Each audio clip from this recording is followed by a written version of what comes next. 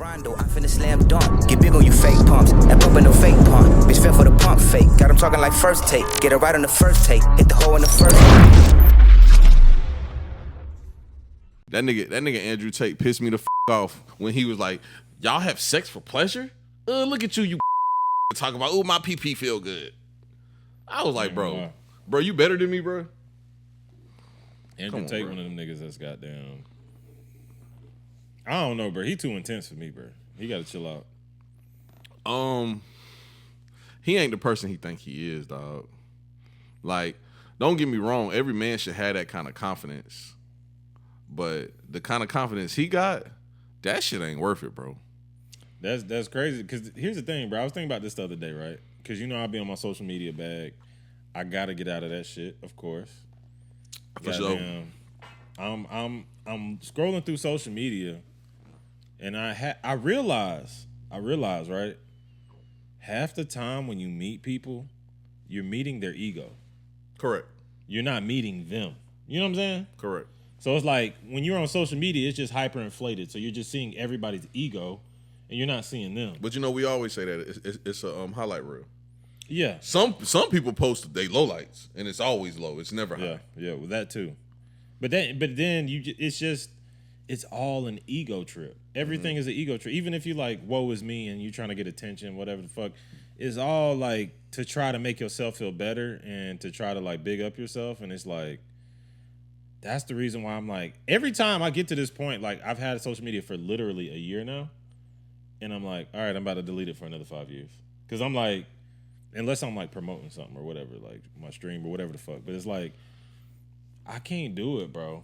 I can't do it. It's like, and then I start to judge people. I start to like, you know what I'm saying? Like, it's not for me. Bro, I got into my judgment bag real bad the other day. And I felt like shit because the person who I was talking to just said, like, didn't even get mad. I Slick was trying to make them mad. They didn't get mad. Like, okay, so this is what happened. I was talking to somebody that goes out a lot. Yeah. And I was telling them how I want to do a documentary on the niggas that frequent Limelight. Just them niggas specifically? It's like 5 of them. Yeah. And I just want to interview them niggas, and I want to do a documentary why they frequent Limelight. Like, it's a nigga named Thad. He got long ass wicks. He an old nigga. He always smell like a pound of goddamn good gas. Mm-hmm. He always in Limelight, nigga. Always, every single day. It's a couple more niggas, dog. A couple more niggas, right? Mm-hmm. Then I started talking about girls that we know, like someone went to school with us, shit like that. And they don't be in there every day, of course, but nigga, they go there at least like once a week, right? Yeah. And I basically was telling the person I was talking to, like, you know, I think y'all lame as fuck.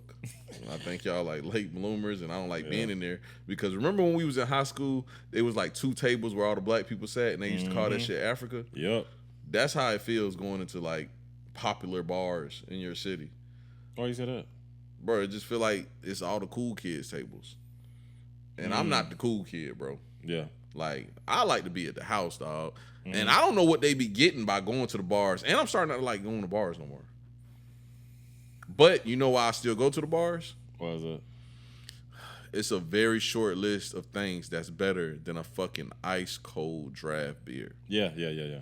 It's a short list. Facts. Like hot wings, head, cigars, fast cars. Facts, yeah. Then ice cold beer. Yeah. And ice cold beer after a long day too. Oh, bro. After a long day, nigga. Oof. Bro, I remember I worked at a Facto. Yeah. For like 4 days one time. This nigga cannot do the Facto jobs. Bro. Oh, you know what's crazy? They didn't even fire me. You know what they did? What? Buddy called me because this was like right after I finished college. Yeah. Buddy called me to the office and was like, "Bro, you got a degree?" I was like, "Yeah." He was like, "Why the fuck are you here?" And I was like, "Man, I'm just trying to get a job, bro. I'm fucked up, bro." I said, "I've been running around acting crazy. They done got down fucking took my car because I parked in a handicap spot. Yeah. Like, nigga, I'm just going through hell right now. I just need a job to get on my feet." That nigga looked at me and said, "Hey, bro, you ain't supposed to be here, bro." And this nigga slid a fucking business card across the table, nigga. Mm-hmm. It was goddamn a business card to T-Mobile call center. I ain't damn sure wasn't working at no call center. I worked at a Facto if I worked at a call center. That shit boring. Yeah. But anyway, bro, my first day at the Facto, nigga, they had us moving. I don't know why, bro. I don't even know why this is a job. They had us moving tractor parts from one pallet to the other pallet and stacking up the pallets. Because apparently, goddamn, the niggas who deliver the pallets on the truck want their fucking pallets back. So you have to move the parts off of their pallet onto the Facto pallet and then stack the goddamn pallets that came from the truck by the door, and they come and get them. Yeah. That's all you do all day. And nigga, them parts are all 50 pounds a piece. Fucking robot shit. Robot shit, bro. Big King, I fucking left that Facto and I went to Alley Cats. I still had the steel toe boots off. The steel toe boots on. Bro, I took the steel toe boots off in the bar. And I got that beer. Be heavy as fuck. Nigga, them bitches be heavy. Your feet be hurting. Yeah. Bro, I ordered my beer. Bro, when my beer came in, bro. Yeah, bro. This was the best beer I ever had in my life, dog. It was the best feeling. Yeah. Like, I wanted to take my shirt off. Everybody get butt naked in the goddamn bar. Like, and then I ordered the wings. I said, "Oh, I see why niggas do this every day." Bro, the wing plate in the bar be, oh my god! But you gotta get the wing plate after like your 5th shot. Yeah, you can't get the wing plate before that. Yeah, that's when because bar food is disgusting. Yeah. Bar food is gross. That's why all y'all niggas that be like, "Bro, Limelight got the best wings." I judge y'all. The reason why I judge y'all is because that is disgusting bar food. And the only reason why y'all think that shit is good because y'all be drunk as fuck. I'm not judging. I be drunk too. And I be eating that shit, and that shit be good, nigga. Yeah. Bro, don't nothing make you more sad than eating some food sober that you thought was good and realizing that you slick might be an alcoholic. Yeah. Like, bro, I'm gonna tell you. We gonna start the pod after this dumbass story I'm about to tell you, dog. This shit really making my heart hurt. You know, I stopped smoking weed when I was like 20 years old. Yeah. Bro, my favorite thing to do when I used to smoke weed was go to Taco Bell and either get a big-ass grill stuffed burrito and just smash that bitch as soon as I get it. Yeah. Or go to McDonald's and get 2 double cheeseburgers, only ketchup, add bacon. That's my go-to meal. Okay. Bro, I stopped smoking weed and cigarettes at the same time, cold turkey. Yeah. Bro, I think I went like a year, I didn't eat no fast food. So now I'm like 21. And then one day, I got drunk as fuck. And I went to McDonald's and got that order. And that shit was good as fuck, nigga. I went the next day and got it again. Yeah. And I threw up everywhere. That shit was the most disgusting shit I had ever had in my life, You think it was the cook or you think that shit was just bad? Bro, I think McDonald's burgers, not the quarter pounders, but the 10-1 meat. Yeah, the 10-1 meat. I think that shit is garbage. Yeah. I think that shit, I don't think it's ground beef. I think it got some bullshit ass tofu in it. Yeah. Nigga, I think that shit is the most disgusting shit in the world. Hands down. Like, ain't no telling. I'll eat it if I got to. Ain't no telling what these restaurants really be putting in that shit. Yeah. We just be eating anything. But McDonald's don't be looking like it's goddamn. That 10-1 meat, that shit don't be looking like it. It's been it got nothing going on. It's been a long time since I even had a McDonald's burger, but that's crazy. Bro, think about when you grill a good burger. Oh, yeah. When you grill a good burger and you eat it, it tastes like beef. Yeah. That should be good as fuck. When you go to somewhere like McDonald's, you're right. It don't really. It taste got a little like soy beef. taste, right? Yeah, It got a little soy taste. It don't really taste like beef. That's crazy. It got like this weird soy taste to it. I ain't never thought about a grilled homemade burger versus a McDonald's burger. I never really thought about that. But they don't. It make you wonder why they taste different. Yeah, they don't taste the same. It's not even, bro. They have no taste textures similar whatsoever. Really, I don't know, bro. You right. That shit weird. I ain't never really thought about that, bro. Yeah, that shit throws me off too. I'm like, bro, why the fuck? That shit don't make sense. Yeah, I don't know, bro. We stupid. We humans. You know that. But anyway, y'all, another episode of Sit Down with Slim. My dog Big King is back, man. We back, man. You know what I'm saying? I took a little hiatus too, but I dropped the episode with Maine last week. It was a little out of focus, but great episode. So that shit, I had to put that shit out because it was a good episode. We talked about voting. I needed you there though when we talked about the voting thing. So we're basically just going to continue it right now. Okay. But before we get into that topic, what you been up to though? Gotta ask the generic question first. You know, nigga, I was on the road with my streaming shit for a while, and goddamn, nigga, the hurricane threw everything off, bro. Yeah, I still ain't bounced back. I ain't even been able to get right since the hurricane. Bounced back neither. Yeah, Yeah. And it's like, bro, niggas didn't have power for like weeks. Niggas didn't have internet for like months, nigga. We just got our internet back like maybe a week and a half ago. Yeah. Something like that. So it's like, nigga, I'm just trying to get back in the rhythm of things. Like, and then I just been working a lot. That type shit, but goddamn. Now, you know what I didn't know? What's up? See, because a lot of people don't know what you're saying. They because a lot of people got their power back in like 4 or 5 days. Yeah. And their internet came back on like 2 days after that. Where you live at is a lot of trees. Oh yeah. That shit still look bad. Yeah, it's still bad over there, bro. Because I Literally just the power went out yesterday. Because For they're real? still fucking working on shit Yeah. every now and then. Goddamn. Yeah, I seen that. I'm like, bro, I'm so tired of the power going out, bro. Bro, I did not know that side of town looked like that. Till a Yeah, couple that days shit ago. got fucked up, bro. That shit got really fucked up. My question is, what the fuck are they going to do with all these trees on the side of the road? Man, somebody about to profit. Somebody, like, it's so much lumber out there they could do shit with. Like, somebody about to profit off it. My you know, a tree fell in one of the condos in my neighborhood, and they removed the tree, but the roof's still not fixed. And when they removed the tree, they just cut it perfectly into logs. Yeah. I've been walking up the street grabbing them, starting Yeah. fires. That's what I'm saying. Bro, I'm telling you. whoever makes money off selling firewood every winter, bro, you got the winter off this year. Yeah. Bro, it's There's so so many much trees, bro. Yeah, bro. Bro, I just been taking it with the axe, putting that shit in the goddamn fireplace, chilling, bro. Yeah. You can take the winter off, bro. You got the winter off. Take a vacation, dog.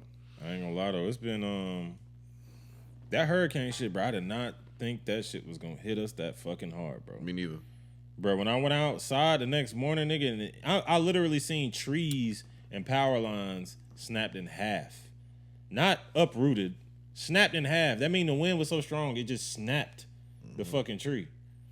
But that's gotta be hundreds of miles an hour winds that we was hearing. And niggas, I seen whole roofs blown off. I think they said it was 120. Bro, it was I don't know what it was, but I know the pitch of that shit. When I heard it, it was about 3-4 a.m. when I first woke up, and I was like, oh, I knew the power was out. I was like, oh, this is a different type of storm. Like, You know the big ass MD sign on Willow Road across from Doctor's Hospital? yeah, Nigga, that sign blew all the way to Thompson. that's crazy. That's what I'm saying. That's what I'm saying, bro. Like, it was that was a different kind of storm, bro. And I knew by the winds, I was like, okay, to get everybody together, we go in the living room. I was like, do not because my daughter was laying. She got a big ass tree that's like right outside of her room. I was like, no, don't let her lay in there. Like, bring her in the living room. We just sat in the living room and goddamn, nigga, I was in that bitch acting like goddamn a tough guy. You know, you gotta be dad. But I was like, boy, this shit scary as fuck. But goddamn, yeah, bro. Hurricane Helene fucked shit up. Now everybody trying to get back to like, you know, Normal life. regularly scheduled programming. What we trying to call normal life. Yeah, I think once November is over, October flew. Yeah. I don't even remember October. Me neither. Nigga, I was supposed to have a good October, nigga. I was supposed to I was like, man, I'm a goddamn watch scary movies on stream. I'm gonna do like fun shit, like, but none of that shit happened. Bro, Halloween was weird this year, right? Halloween wasn't even Halloween. And like, I didn't see nobody dress No, up. it was too like niggas was still shell shocked. Niggas Halloween wasn't even Halloween. Bro, you know, I normally look forward to Halloween just Yeah. to see like what the hoes be. exactly. Like, what's her name? Ice Spice. I be wanting to see what she look like every Yeah, year. that type shit. I don't know why. I like that bitch because I'm an ass nigga. Yeah, But like, Halloween wasn't Halloween in this year. yeah, then bro, it was some bap ass fits. Like, Yeah, Meg the Stallion was Poison Ivy. I was like, I just can't even get down with Meg. You know how I feel about her, bro. Free Tory, man. free Tory. Yeah, I can't get down I would with like her. to see Meg as Mystique from X-Men. Okay, yeah, that wouldn't be bad. That would be bad. I'm kind of being a freaky nigga right Yeah, now. you is in your bag. Like, chill. I know. You telling bitches what you want them as. Like, this nigga head ass. I want Beyonce as Storm. Head ass. What was she this year? I don't know. I think she was like Prince or some shit. I don't know. I want this about to be a random person you probably don't even remember. I want Cherokee Diaz, the porn star. Oh, I remember Cherokee. Yeah. I want her as the cowgirl from Toy Story. Okay. All right. That's a little weird, a little niche. Like, that's very specific. I ain't gonna cap. I like that cosplay Yeah. shit. I do like that. You got that shit. Yeah. I'm not dressing. You ever dressed up and did that? Like Cosplay? in the bedroom? No. Okay. No, I'm Because not- I would I'm feel a not. little too like goofy to. And the only time like I had sex with a girl that was dressed up, it was Halloween. Okay. Yeah, I'm not. You're not finna like Nah. go into a. No, I'm not. I'm not putting my Batman suit on. Yeah, like I heard you needed some pipe laid. Nah. You come in and I'm not role playing neither. If that's what you're talking about. Yeah, that type shit. Yeah, bro. I'm gonna be honest with you, dog. Like that shit goofy. Would you do it like with a girl though? Would you do that? If we just like playing around and joking, and we jokingly do it, yeah. But I'm not about to like. Really? I'm not about to put a utility belt on and an Xfinity Yeah. button down. You're not gonna be reading your line studying. Hi, I heard your cable went out. Yeah, You know what I'm saying? Like, yeah. I heard your cable went out. Or I come fucking dressed with a fucking stain ass shirt, a dip in my lip, Yeah. crack showing. I knock on the door. Heard your pipes need some toning. yeah, that type shit. Nigga, I'm not doing that shit. Yeah. That shit extra freaky. I don't think I could either because I'm just very bad at like role playing. I don't know. I probably could do it, but I don't.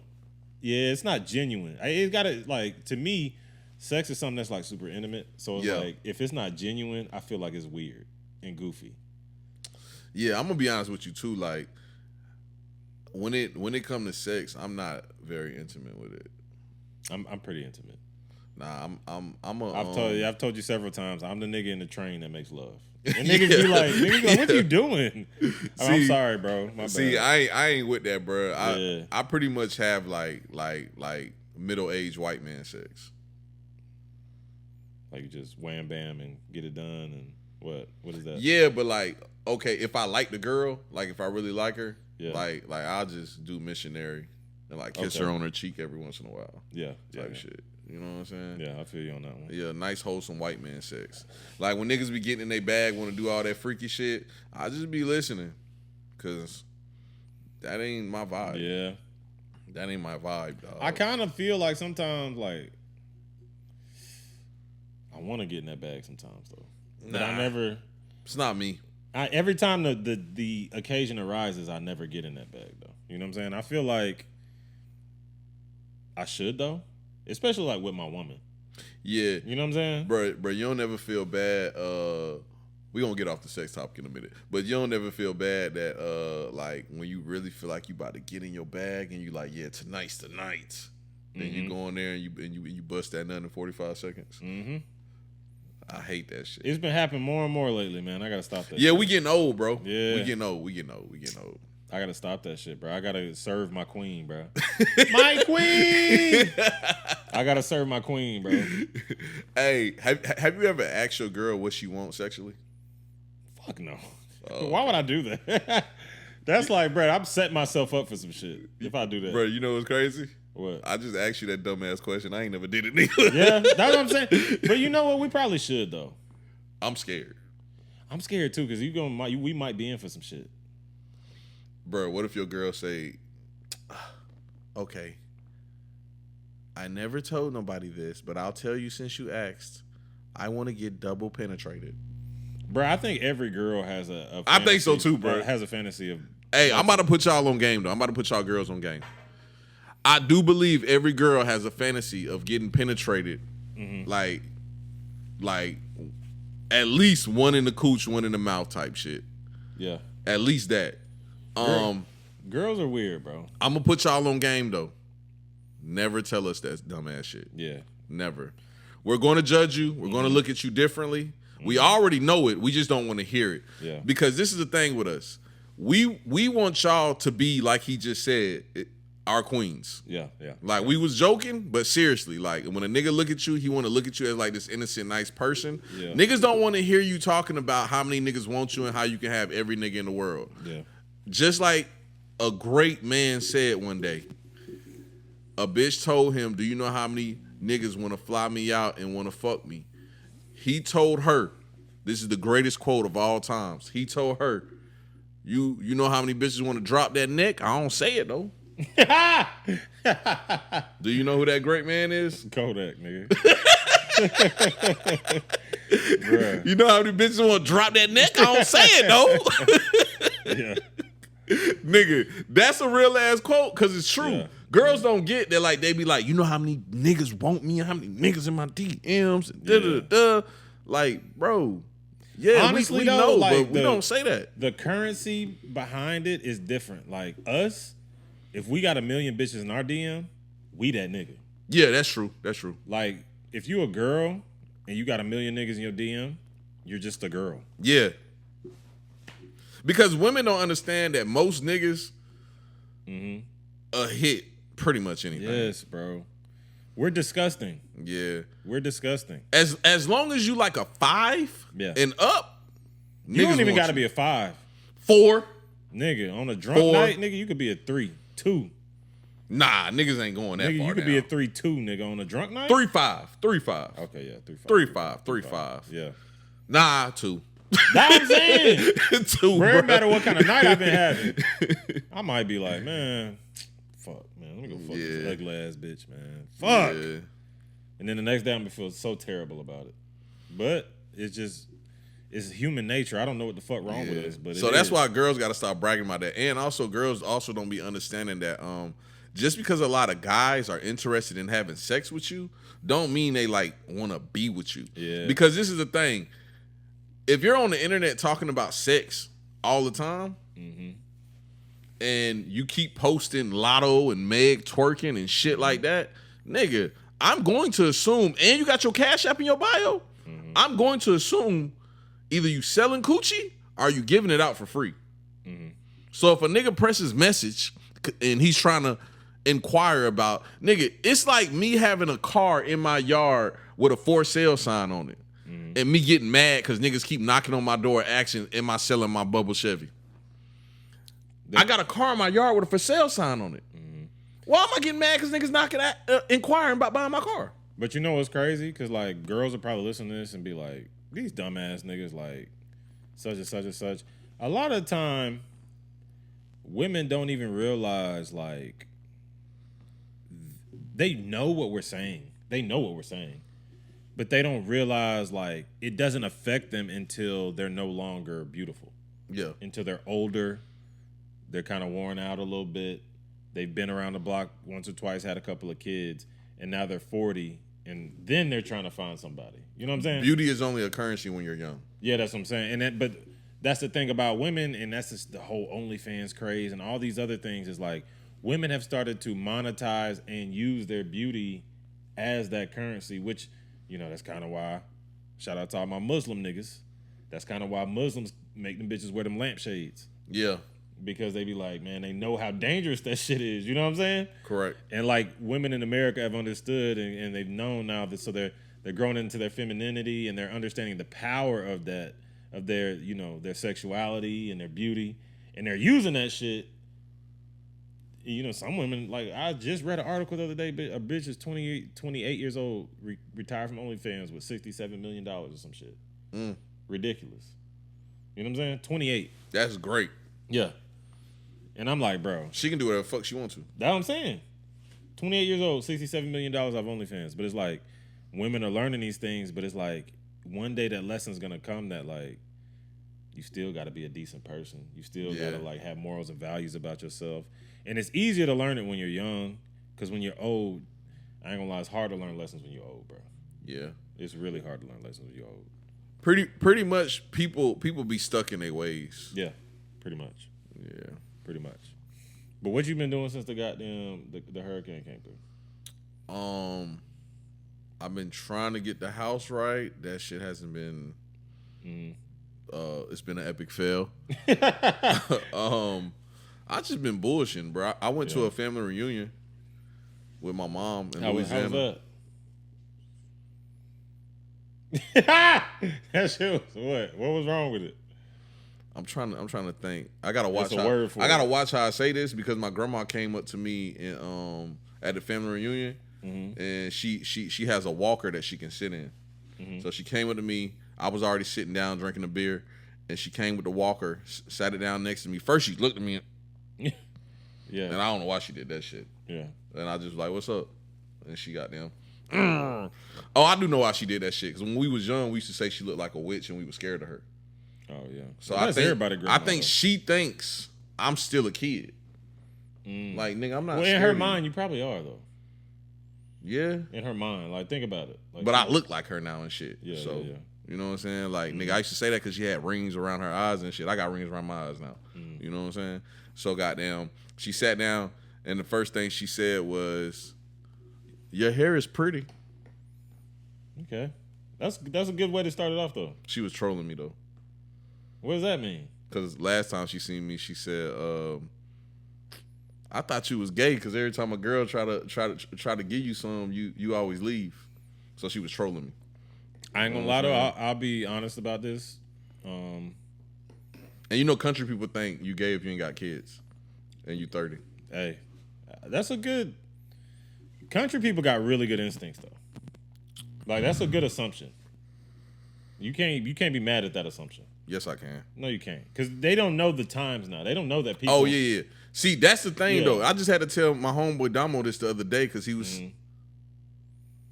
saying how his mama a hoe. You thought about that one when you said that one. Because that shit's not politically correct, bro. Yeah. I really shouldn't have said that, but Yeah. I had to remember I don't care. And then he was like, she got 4 kids, 4 niggas. 4 kids, 3 niggas, some shit. Oh yeah, 4 kids, 3 niggas, because he got a twin. Yeah. I'm tripping. 4 kids, 3 niggas. And I was explaining to Damo, like, times was different, bro. You was born in 89. Like, bro, Magic Johnson didn't tell people he had HIV until 89. Yeah. And when he told people he had HIV, nobody even knew what the fuck that was. Yeah. You know what I'm saying? Like, times was different back then. So, niggas was just having kids back then because niggas wasn't, like, nigga, using a condom was some taboo shit.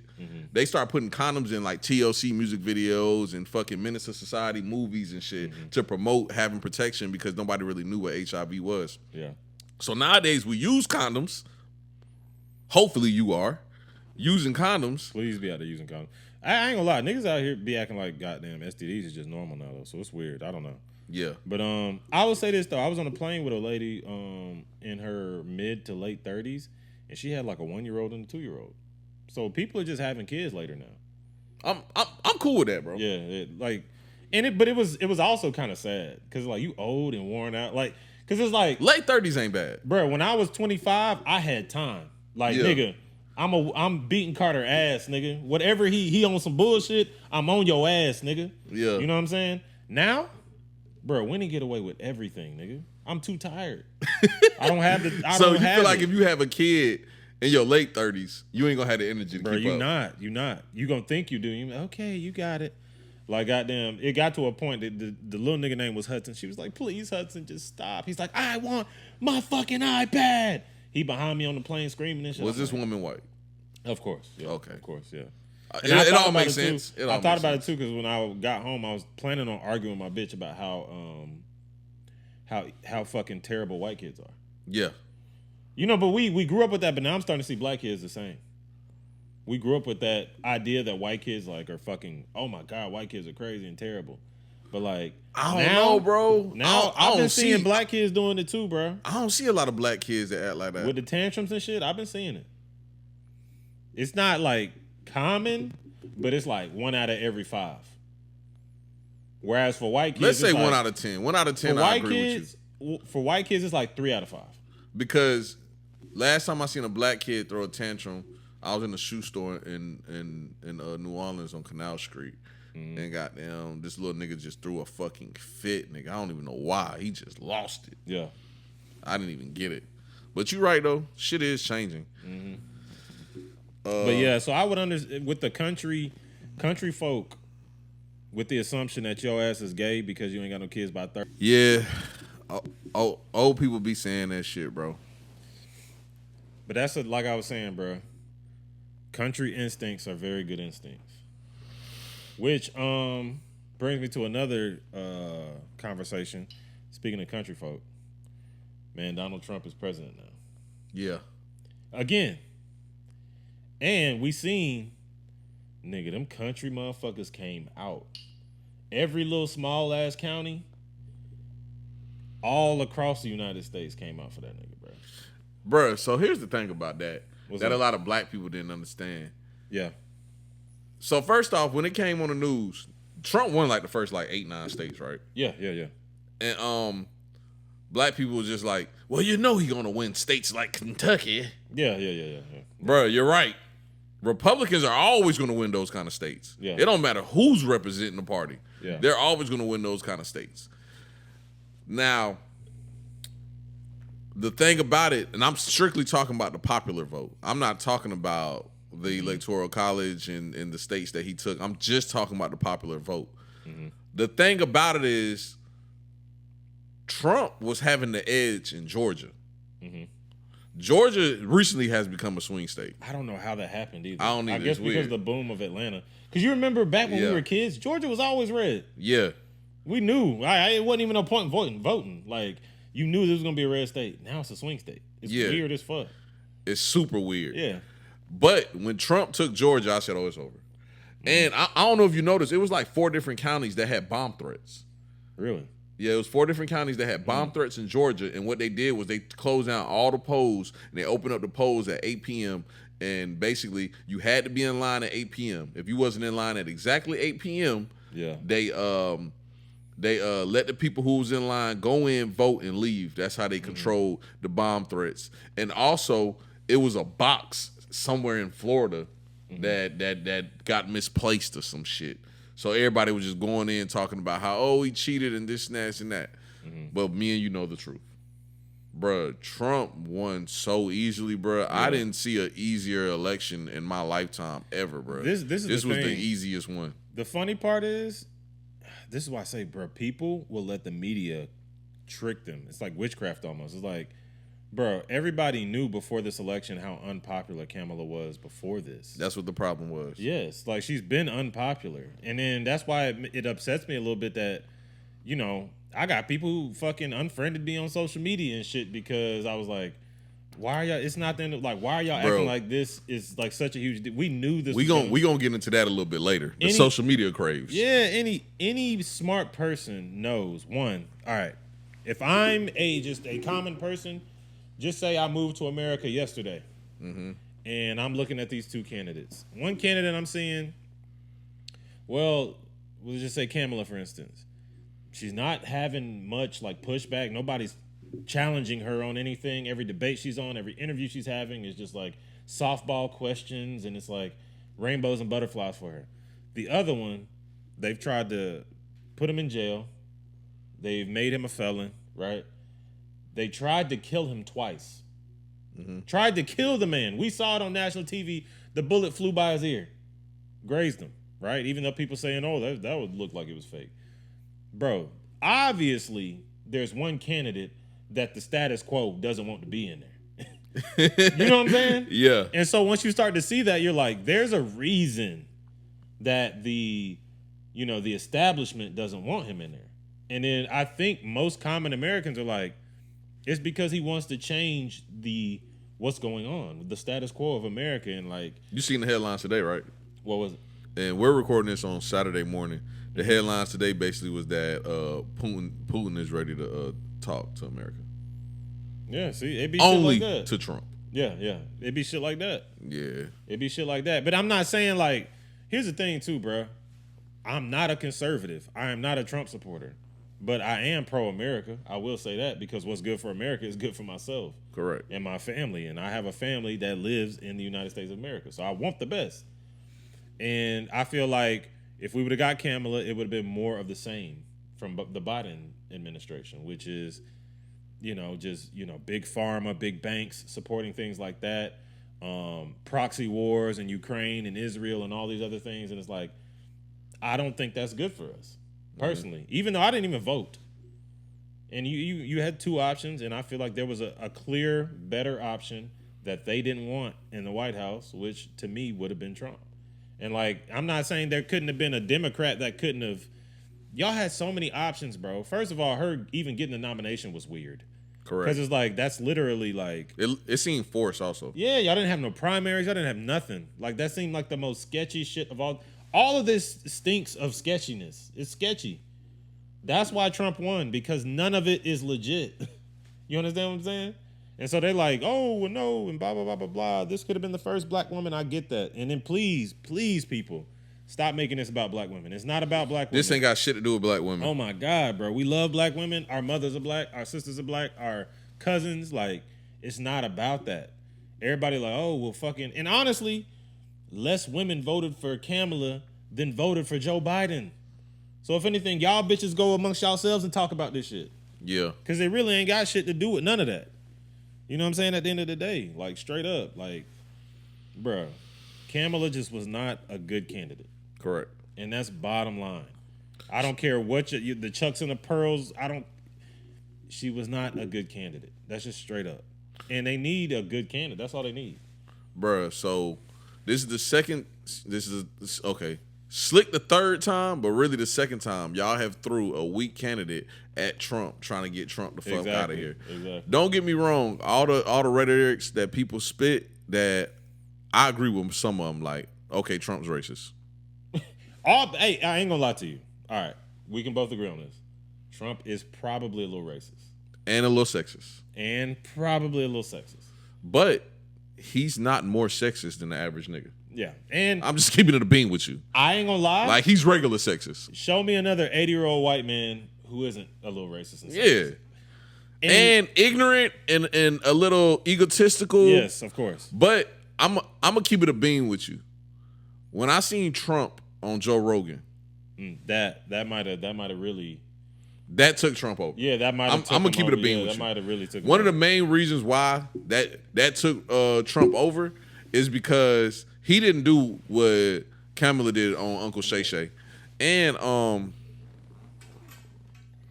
I forgot she went on there. I ain't gonna watch that. she went on Uncle Shay Shay, bro. I watched it, bro. Let me tell you something. And all my people out there that's like strong, hard Democrats, my dog Dev, I know you're gonna watch this. I want you to listen to this very clearly. Her team failed her. So, first off, going on Uncle Shay Shay, it might sound good to black people because they feel like that's a black platform. Yeah. That's not the black platform we pay attention to. No. Newsflash. I know y'all thought like, oh, this is what black people watch. No, that's not what black people watch. Did she go on Breakfast Club at all? She did not go on Breakfast Club. She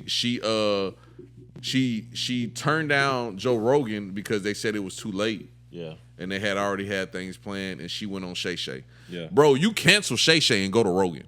Yeah. I'm just gonna be honest with you. You cancel every plan and go to Rogan. Everything. That's how disconnected y'all are. Yeah, this is the thing about Democrats and all these fucking. I even talk to my white friends who are fucking very progressive and democratic, and they don't understand the influence of a platform like a Rogan. Mm-hmm. Like that is like media now. Even though Joe Rogan's a comedian and a fucking cage fighting commentator, people will go there before they even go to a CNN. But you know why Trump got the edge over her? Why is that? Because interviewed her and asked her political questions, and you can tell it was scripted, orchestrated to look a certain type of way. Yeah, yeah. Rogan and Trump just had a normal conversation, and he humanized Trump. Mm-hmm, yeah. It made everybody look at Trump like, he's not that bad. Yeah, he's a regular guy. person. Like, Trump was in there talking about cage fighting. Mm-hmm. Yeah, yeah. Like, bro, like Trump, bro, he was humanized. You know what I'm saying? And the greatest thing that came from that podcast was Trump displayed the confidence that is unmatched. Yeah, yeah, yeah. If he is who he is. If Miss Harris would have went up there and displayed the same confidence and had the same great conversations with Rogan, it would have been very close. Yeah, yeah. Trump just, he beat you in those regards. When it comes to politics, where we are today, in 2024, you're not going to beat somebody that's real. You're just not. Dwayne "The Rock" Johnson can run now. Before I was like, nigga, The Rock can't run and win. Yeah. That nigga can run and win. Oh yeah, yeah, definitely. You just got to be real. Yeah. And for some reason, the Democrats haven't figured that out. You can't get Hillary up there. Yeah. You can't. It's too many questions. Yeah. They're going to start asking her about Weinstein and what's Epstein and just all kind of shit that she can't answer. Why did your husband fly 15 times on the Epstein plane? Yeah. Just these kind of questions. But honestly, that nigga a freak.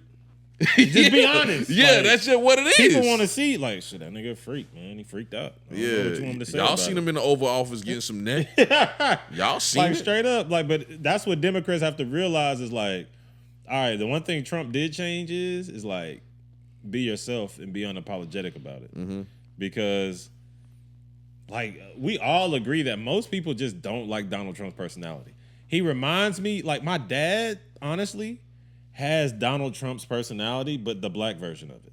Correct. You know what I'm saying? So I 100% like, agree with you. You know what I'm saying? So it's like my dad's like, he's just an arrogant asshole, and I'd be like, well, I mean, Pop, like, Hey, bro, I might get along, nigga. Like, and let's also agree. Most black people agree with Trump's policies. of course, They Most- just don't like. See, and this is my thing that pisses me Yes. off. I meant to say this earlier, bro.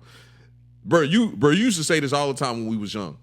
Bro, when it comes to politics and especially the president, bro, chastise niggas when they do something wrong, but also clap when they do something right. yeah, People don't do that. Like, bro, I told you, I was sitting around and I was listening to Trump talk about his executive orders. yeah, And one of them was canceling all medical procedures of puberty blockers and people that administrate them and creating laws for it, to ban those practices. Period. yeah. The puberty blockers in children. Bro, that's right. Yeah, I'm sitting here telling y'all right now, that is right. Yeah. That is the right thing. You should not be, a 7-year-old should not be getting puberty blockers talking about he gay and he want to be a girl. He's fucking 7 years old. I thought I was a fucking ninja when I was 7. Yeah. You see what I'm saying? Then I tried to run up a tree and damn near broke my neck. Yeah, You bro. just gotta, everybody, like, you gotta let just keep kids kids, bro. Yeah. Like, we gotta stop trying to like over sexualize and grow kids up and like. My son ever come to me with that, I'm just go outside and go shoot some free throws, bro. We're not talking about this. Like, Yeah. you got school tomorrow, you got a test. Did you study for your exam? Worry about that. What do you mean a 7-year-old is gay? Exactly. Like, it just doesn't.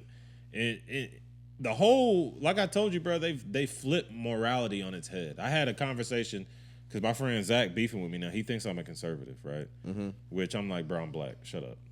Like, I hate when white people be like, oh, Keenan, you're a fucking conservative red. I can't even be a redneck.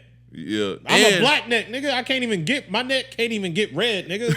What are you talking about? And like, we don't even have enough money to be like involved in those type of politics. Bro, like straight up, bro. I'm about my community. I'm not about any kind of party and none of that shit.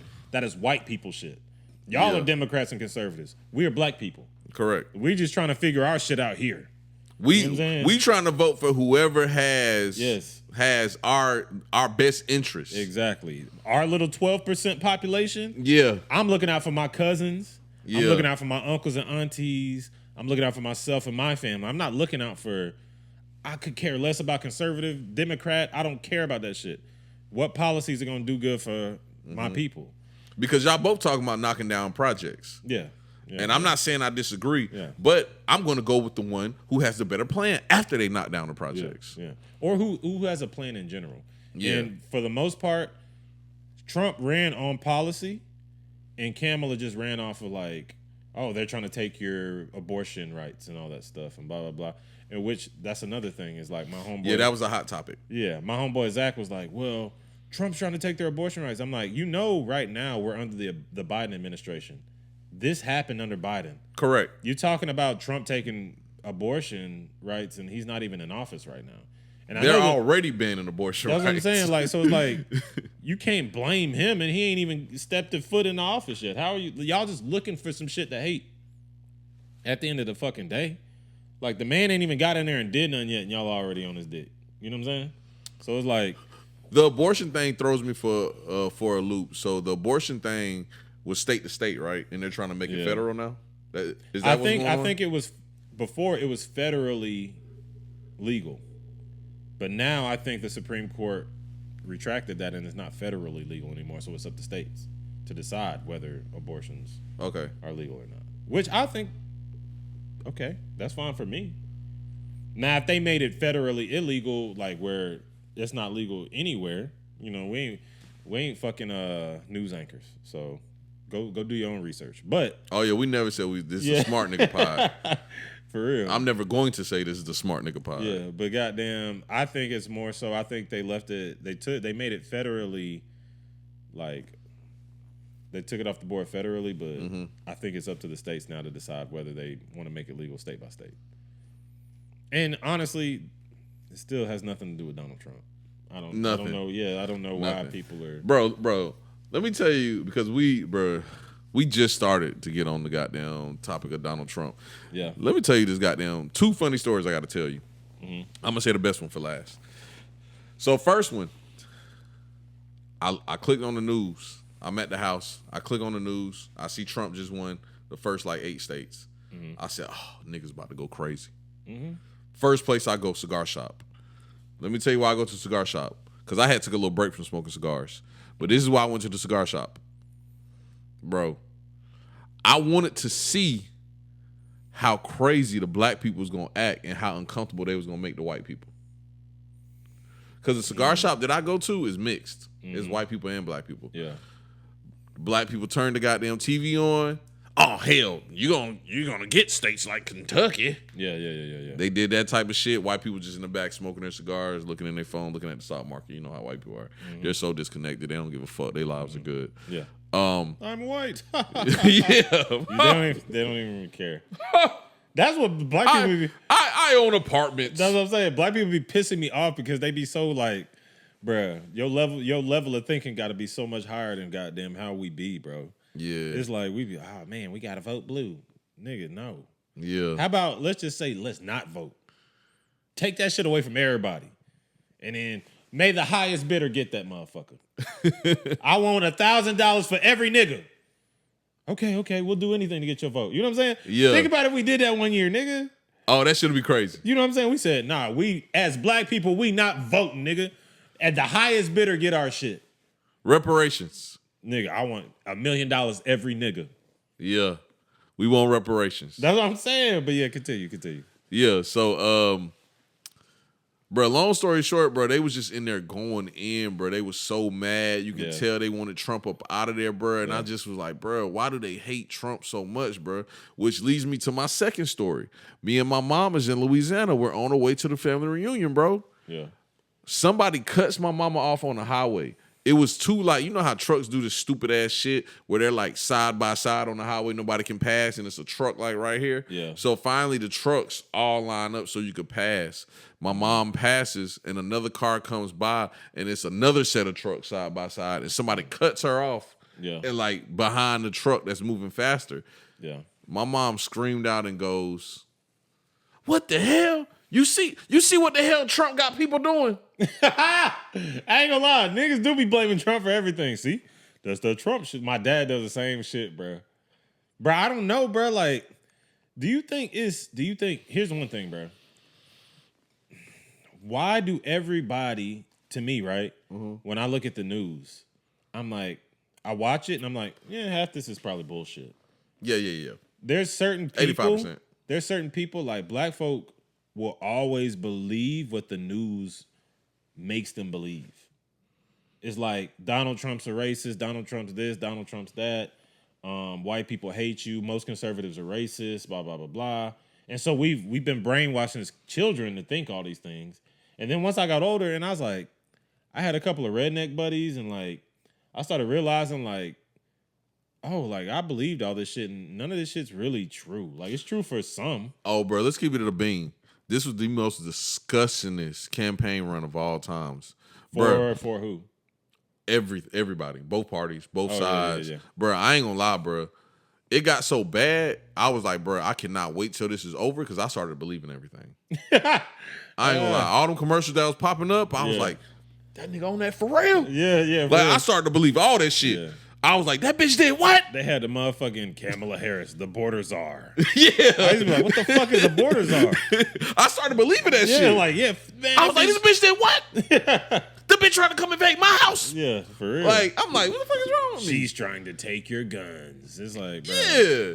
After a while. Bro, this is the most disgustingest one of all times, bro. But like, I think after this, the media is going to flip because it's like, people are going to stop believing the media. Because before, we thought it was going to be a close race.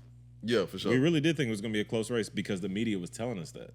And then, but if you put your ear to the street and you run across the common man, nigga, I was running across niggas that was like, nigga, I'm voting for Trump, nigga. Fuck all this shit. And I was like, yeah, I seen a lot of them. I seen a lot of, especially like black men. I seen like, and he got 24% of the vote for black men. You know what I'm saying? Which is, that's a good percentage. where typically we always Democrat. You know what I'm saying? Yeah, for sure. But it's like Our whole race. yes, but something is. You should see that something's changing, and people are getting away from that status quo kind of like typical Democratic, big pharma, big banks. Like people are just tired of that shit, bro. There's no middle class anymore. Mm-hmm. Nigga, you either poor or you rich. That's where Kamala fucked up too. That's where they failed her. She kept talking about bringing the middle class back. Bro, it's over, bro. It's over. Like, you fucked up with that. One thing people don't like is to be fed lies. Yeah. As soon as you start talking about middle class, we know you're lying. Bruh, fucking, what's it called? Fucking, I got a fucking brain fart. What's it called when the prices keep going higher? Inflation? Inflation is kicking our ass. Yeah. Inflation is kicking our ass, and you over here talking about bringing back the middle class, and nigga, no, it's over with, bro. We're poor. Yeah. Tell us what you're gonna do for us as poor people. That's what we want to hear. Yeah. And all the rich people, Trump's over there talking about making shit great for them, Nigga, yes. and you telling us lies. And the shit Trump is promising for rich people, he's doing that shit. Yeah. They know that shit. Yeah. So you're failing. And something people don't talk about a lot, those people that you elect into the electoral college, most of them have money. Yeah. But I'll say this too though. The team that Trump had backing him, well, you got Elon on your fucking you trying to put Elon in your cabinet? Nigga, I love Elon Musk, bro. Bro, I might name my next kid Elon. Chill. Bro, I love Elon Musk, bro. He's like literally Batman. Yeah, you know what I'm saying? You know what's crazy? I was just talking to my mom about that because I was telling my mom about your theories of having kids, and I was telling her how your theories are similar to Elon's, and my mom doesn't even know who the fuck Elon is. Yeah, of course. Yeah, so Old black folk like, who the fuck? I don't care about this nerd. Yeah. That's some shit my dad will say. Like, I don't give a fuck about this nerd. Yeah, so but he don't understand how powerful this nigga is. Yeah. He's the richest man on the planet. Like, so I'm explaining it to my mom. He like the second richest, but I'm explaining it to my why mom. You pocket watching, nigga? Chill. Who the richest then? Nigga, you know I fuck with Bezos. Oh, you Come a Bezos on, nigga? I'm yes, an Elon I'm a nigga, Bezos nigga, bro. Come on, Elon bro. nigga, I'm a bro. business nigga. That nigga Lex Luthor. My nigga goddamn Elon is Batman, nigga. I mean, I'm a Batman nigga, but Elon not Batman. Elon Batman, bro. Bro, Elon just told y'all that he can beat up Mark Zuckerberg, and now y'all just He believe really him. tried. He really tried to fight that nigga too. Bro, y'all niggas know damn well Elon can't fucking fight. No, Mark Zuckerberg really trains. That's the funny part, because it was gonna be funny when my nigga Elon went out and got his ass folded up. That Bro, shit was gonna be funny. We ain't never seen Elon throw a punch before. Nah, and he just went out and said he'll beat this nigga up, and then y'all fell for it. I like it though, because it's that, you know how like nigga, some niggas just can't fight, but if you still got that rah shit Big in King, you, it's deeper than that. It's deeper than that. And bro, we got to get into this topic because it's deeper than that. What's that? Elon is socially awkward. Yeah. So he's trying to display a form of masculinity without knowing how people receive it. Yeah. Because don't get me wrong, like you just said, this nigga's one of the smartest people on the face of the earth. Yeah. His social skills are fucking on 5. Yeah. You know what I'm saying? He literally responds to things like a 5th grader. Like literally. So he's thinking like he can be like, yeah, I'll beat that nigga up. Yeah. Nigga, that's some 5th grade shit. He don't really know like what comes with a fight.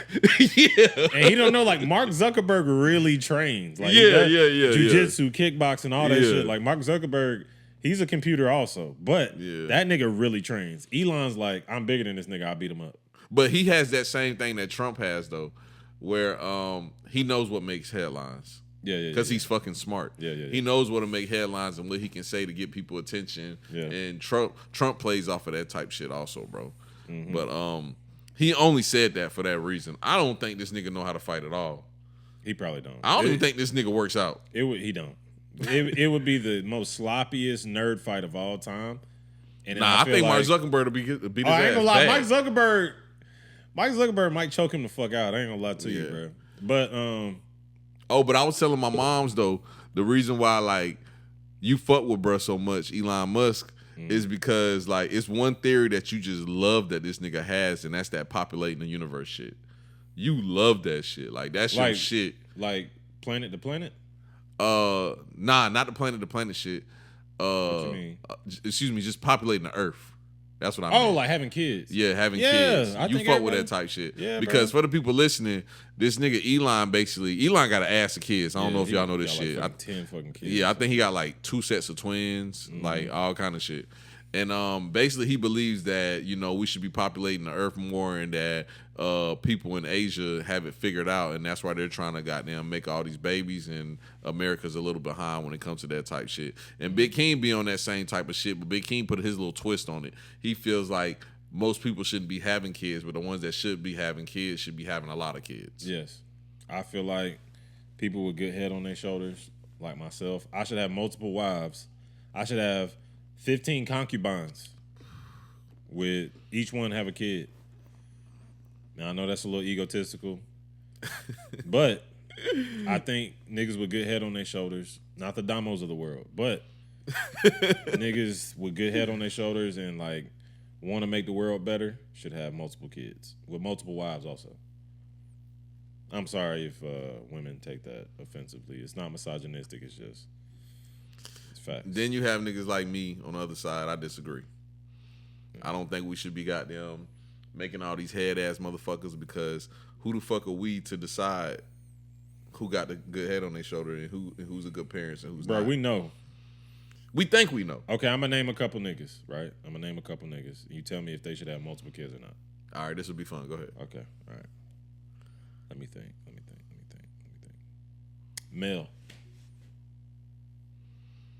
Multiple kids or no? Yes.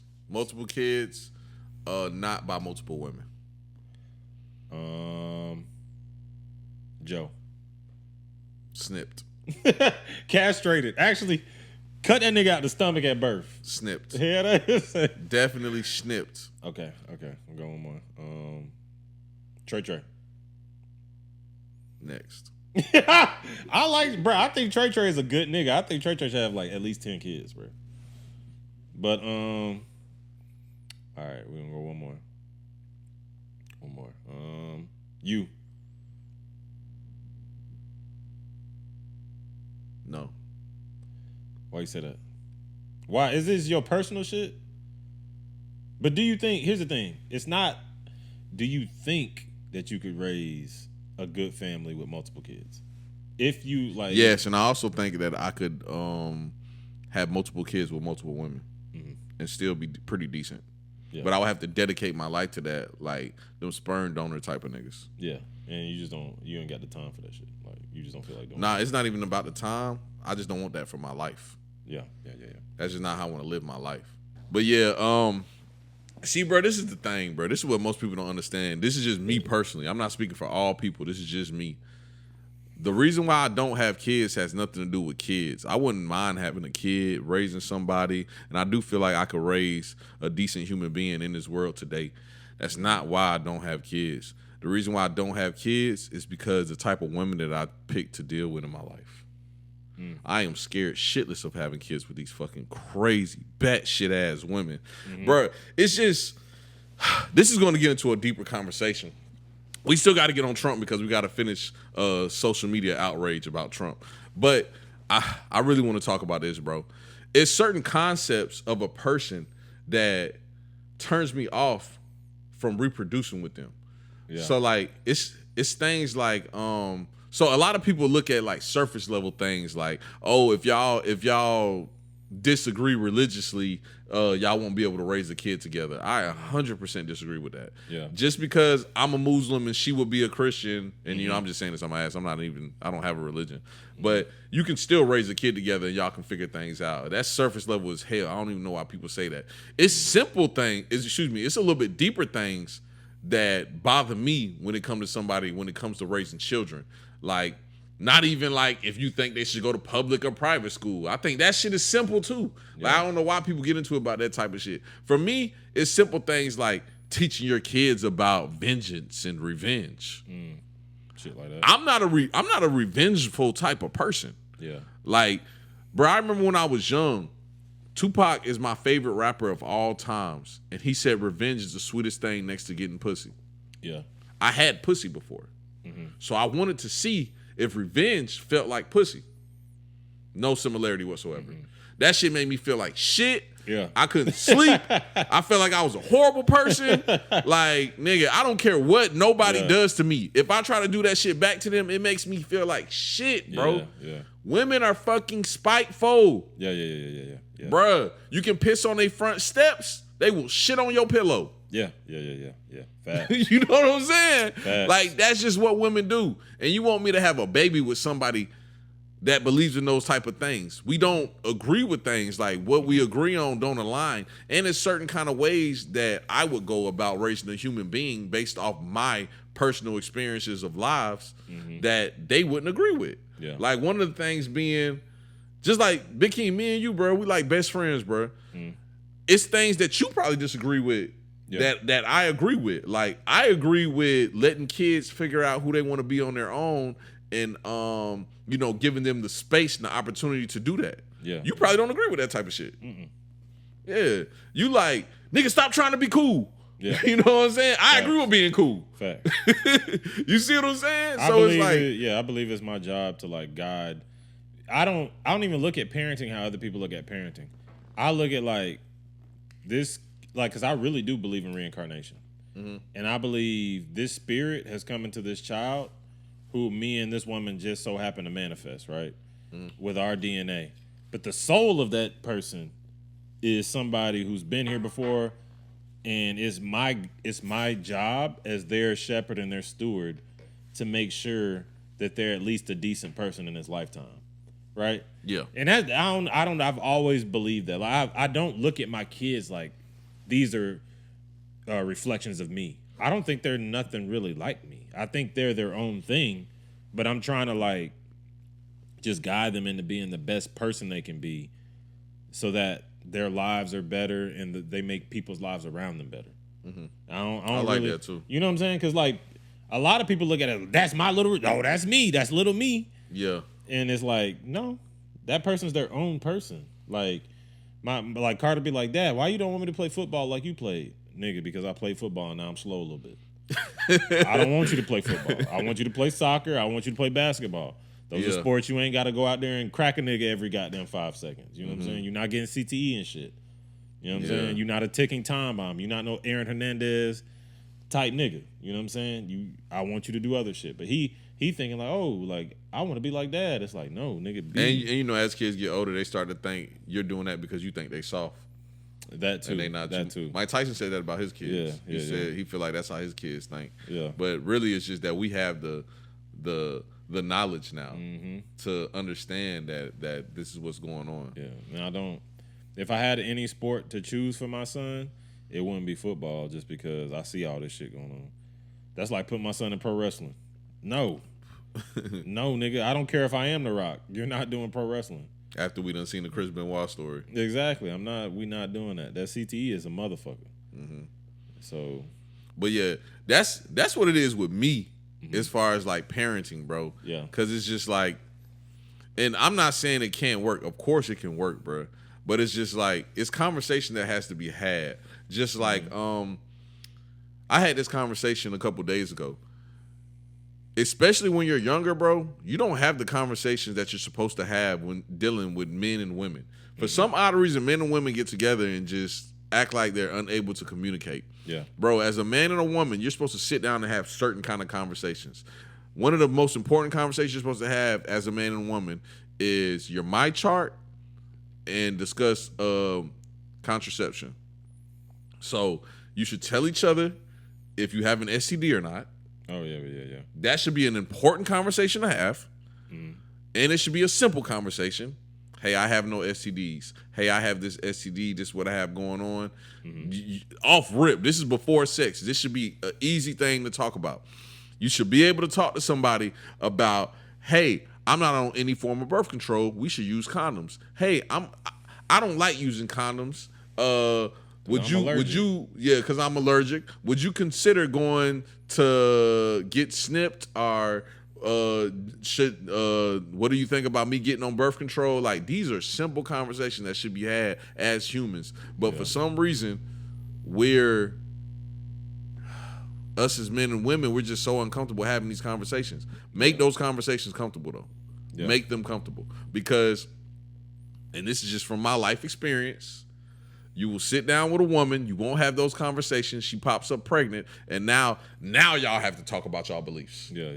Now you find out if she believes in abortions or not, or if you believe in abortions or not, or how do you go about this. Then also, now it comes the conversation about if you want to have kids or not. Y'all had none of these kind of conversations, but y'all laid in that bed and y'all had sex together. Yeah. These are conversations you should have. Definitely. And this is coming from 34-year-old Slim. 10 years ago, I wouldn't even be just talking about none of this type of shit. Yeah. You know what I'm saying? This Bruh, just comes with grown and I'm learning. surprised I only have the 2 kids I have. It's really crazy. The amount of fucking dumbass encounters I had with women. I'm surprised I only had these 2. Yeah. You know what I'm saying? Because like I said, like the lack of communication. Yeah, that too. Yeah. But back to Trump though. Social media. Social media was the most disgustingest place, bro. Like you was just saying earlier, I seen people talking about deleting people because of their political views. I read you a post. It was a lady, and she's like a registered nurse, somebody who I have a lot of respect for. And she was like, I understand that y'all president won, but watch how the fuck you talk to people because you can get your clothes folded with you still wearing them. Yeah, I don't even get that. Like, why are you so angry? Bro. And then people be like, that's y'all president. It's kind of our president, honestly. But not kind of, it is. I know what I'm saying. That's like, the president of the United States of America. That's who that's who us as a country decided to vote on, because what a lot of people miss is we voted those people into that electoral college. Yeah. And those people that we voted into the electoral college picked these people. Yeah. And the thing is I actually had a good time with Sleepy Joe. I felt like Sleepy Joe, even though the economy was fucked up a little bit, he was a hoot to watch. Nigga was falling all over the place, falling asleep. Bro, it was a good time. Oh, you just like laughing at Joe. Yeah, it was a good time. I thought it was a good time. That's like Bush. Like, to me, Bush was a terrible president, but he was funny to laugh at. You know what I'm saying? He should make up words. The insurgenators, they're coming in. And he just make up words, and you be like, this nigga Bush is crazy, nigga. But I didn't like Bush, bro. Bro, Bush was funny, though. Bush was funny. When you think back on Bush now, you like, all right, that nigga was kind of funny. Now watch this drive. You ain't never seen that? Yeah, when they talking to him about 9/11 and then goddamn, Mr. President, he's like, such and such and such. Now watch this drive.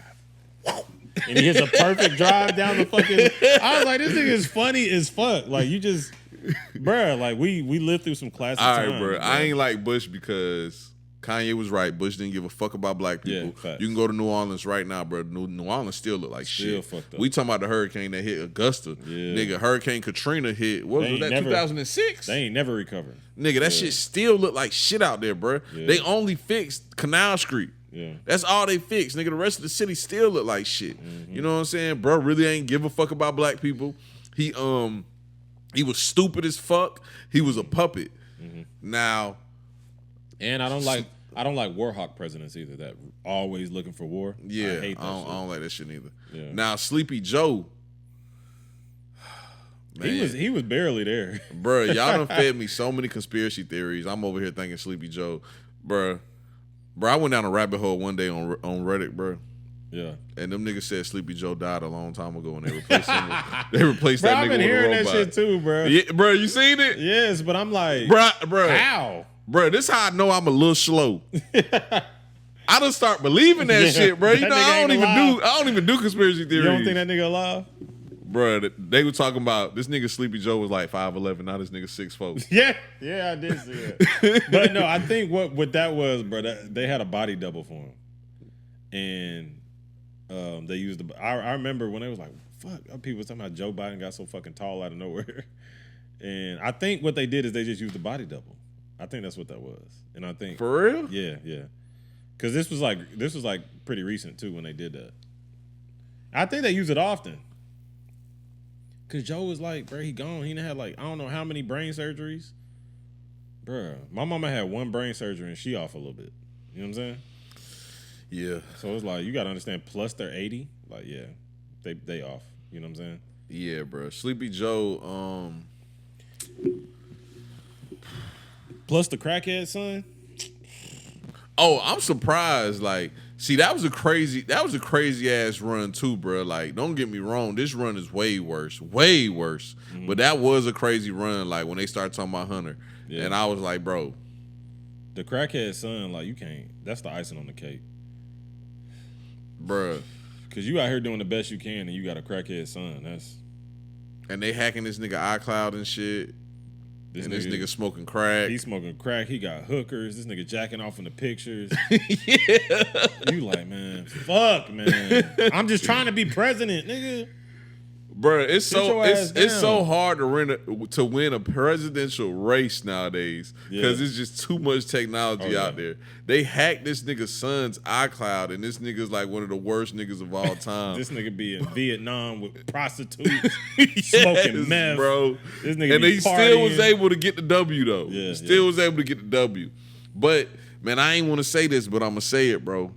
I said I wasn't gonna say this on my podcast, but I'm gonna say it. What? Trump only won because they keep throwing these women at him. What you mean? Like, I don't think America wants a woman president, bro. I think it's too much going on as far as the world. I think that people are scared to elect a woman, dog. It's not even that to me. I think the world is. I think America's actually ready for a woman president, but it can't be somebody like Kamala. I don't think the world is ready. America can be ready and the world not be ready. Now, see, other countries have had women. As their prime ministers and presidents. Yeah. But America being like the superpower that we are. But for America, like, bro, so she's the president of the United States of America. How does she address Putin? She can't. He's gonna think because Putin one of them goddamn Young Weldon type niggas.